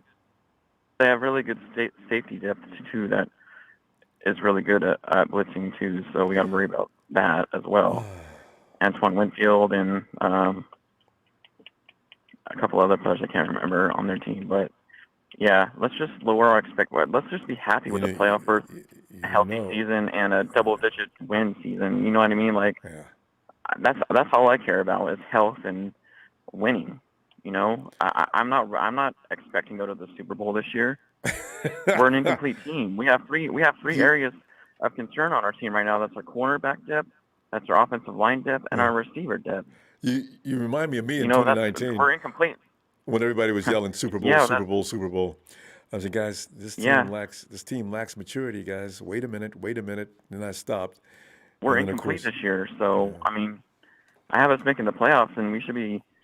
I'm not a Debbie Downer. I'm not anything like that. Well, I'm a realist. Like a few callers ago said, you have to be real with ourselves. I mean, come on, we're not that complete just yet. You know, a lot of our players are coming back from serious injuries. This year, at least you got maturity, and everybody out there knows what they're doing now, as opposed to 2019. That could give the 49ers an edge because they've been there, done that. Yeah. These guys know each other like the back of their hands, of their glove. And I think this year you're going to see something different than what you might expect. We'll see. In fact, you'll see that from week one. We'll be able to make a better estimation as to how ready these guys might be. So, all right, fam. So, all right. Good stuff. Take it easy. Shout out to the TNT fam, and I hope we trade for something this year again. Because if we're on a run like we were in 2019, and we trade for a player or something like that, I think our chances are greater. Makes a difference. I know. All right, yeah. So All right. Shout out to the tomorrow. TNT fam. Y'all have a great night and take care. All right. Thanks, good night. Phil. All right. Night. Here he goes. The big show. You know, he's got a lot of good points, but I still think after playing this long together, look out for the Niners now. I got a feeling, really deep feeling, especially after the embarrassment you go through. Everything mentally adds up in an athlete's head. He becomes warrior/athlete. Now you've got something else going on that you just can't just make generalizations or estimations, or this guy can't do this or this guy can't do that. Throw it out the window. I mean, I remember one coach I had made me play over my head, right? Because there was a guy playing in front of me. He says, I won't tell you about that. I'll just use Ronbo. Ronbo, you're never going to beat Crawford out. We both wanted for playing time at corner and rover position. I was playing. Ronbo, you're never going to beat Crawford out, but do the best you can. You'll feel better about it. He said that I went nuts. I played my ass off. You in Monterey Bay League, I was MBL that season. Never underestimate, as they said, never underestimate the heart of a champion. Hey, Rick! Rick. What's going on, sir? Rick, we are looking at the prediction of the 49ers. Now, we're not talking about the record. We're talking about Super Bowl. The 49ers are going to get there, and 5 writers, analysts, should I say, have the 49ers winning the Super Bowl. And by the way, get on that and explain why you might agree or not agree. And Josh Norman getting picked up today. What do you think about that? Okay. Let me first say, look, Niner fans, during the off season, we had a lot of in-house turmoil, but the season is upon us. It's time for us to rally as a family, and it doesn't matter which quarterback is in there. We got our full support. Now on to the Super Bowl thing. Dude, it doesn't matter what quarterback is in there, as long as they do not turn the ball over. As long as they don't turn the ball over this year, I feel we're going back, and I think we'll win. I understand her big show where we're not complete yet and blah, blah, blah. But the thing is, our D-line is deeper than it was before. I would say our offensive center, Alex Mack, is better than even Weston Richburg, and definitely better than Ben Garland. I think Daniel Brunskill's better. I like our running back game with Mostert, then Trey Sermon, and then Hasty or Mitchell. Or we're not even talking about Jeff Wilson coming back later this year. I like our receivers. I like Trent Williams over Joe Staley.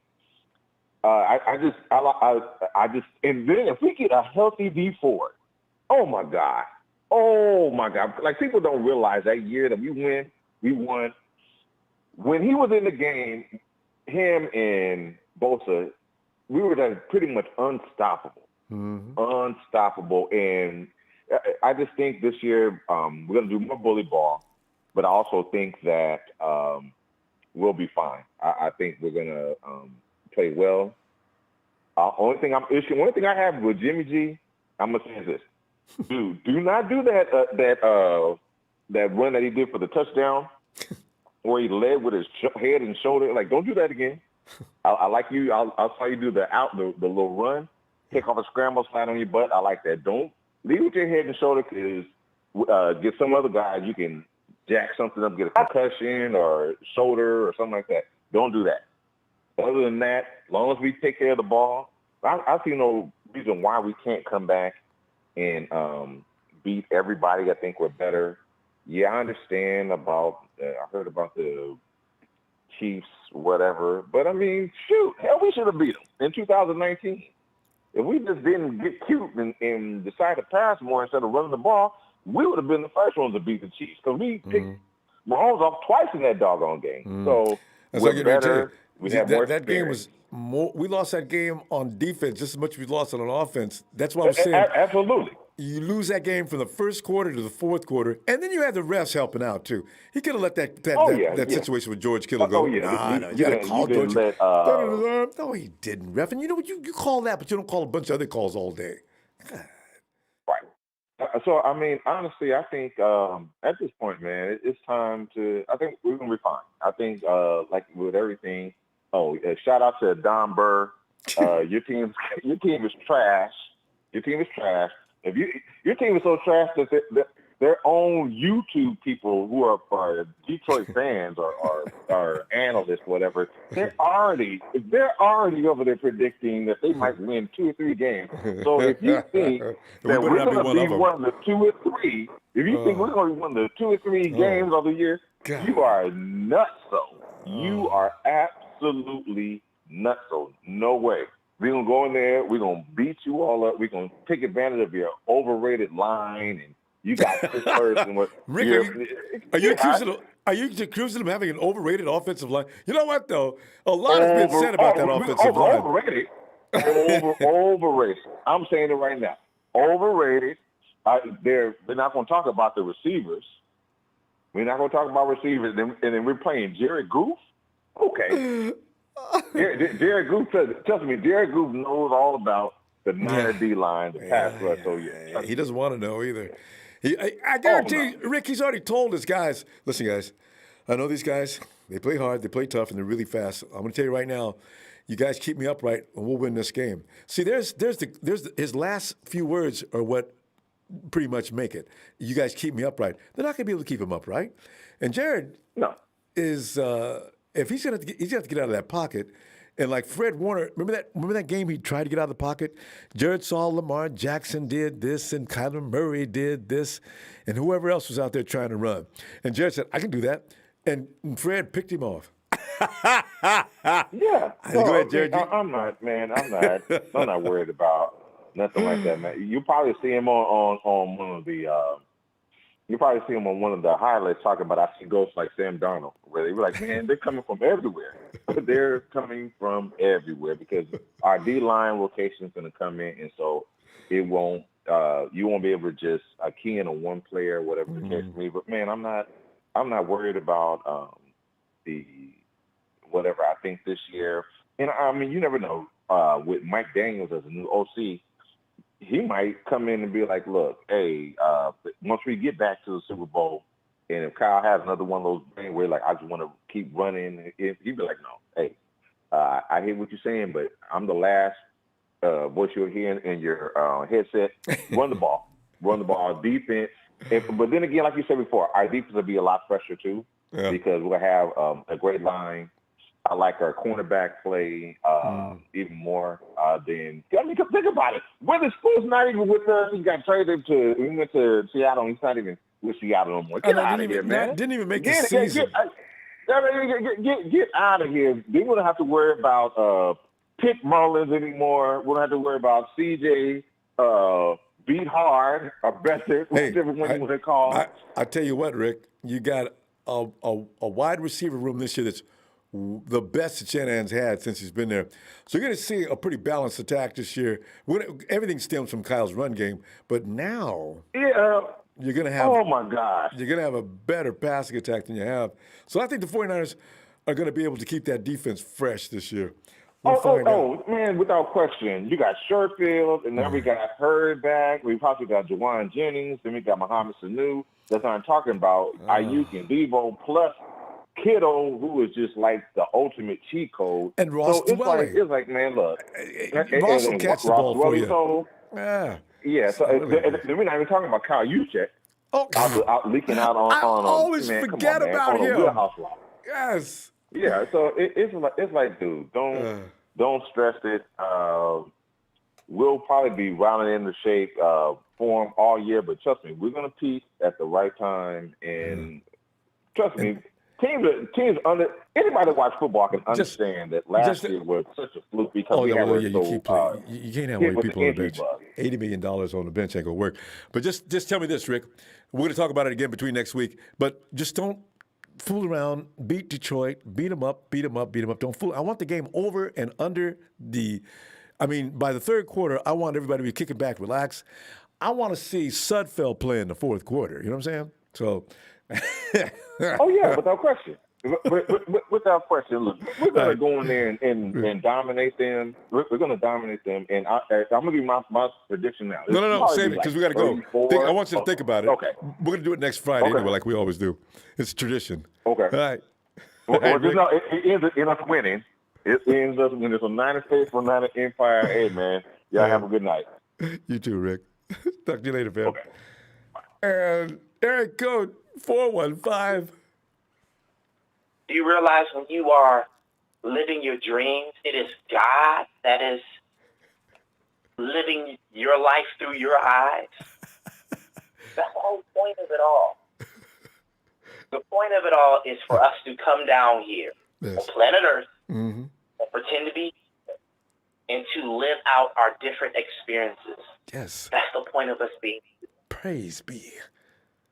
I want everyone to experience the best, the absolute best this wonderful world has to offer. I love this world. We do make great pasta and pizza, and the Mexican food is to die for.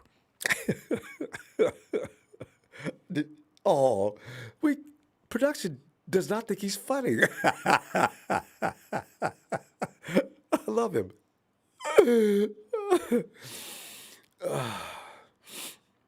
Today has been fun for laughs, hasn't it?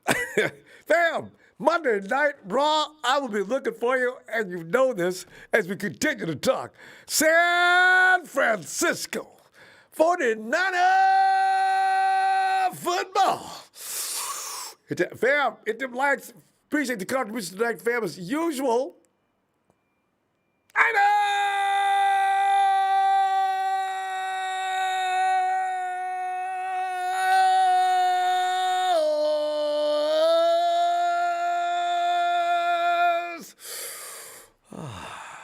God, I love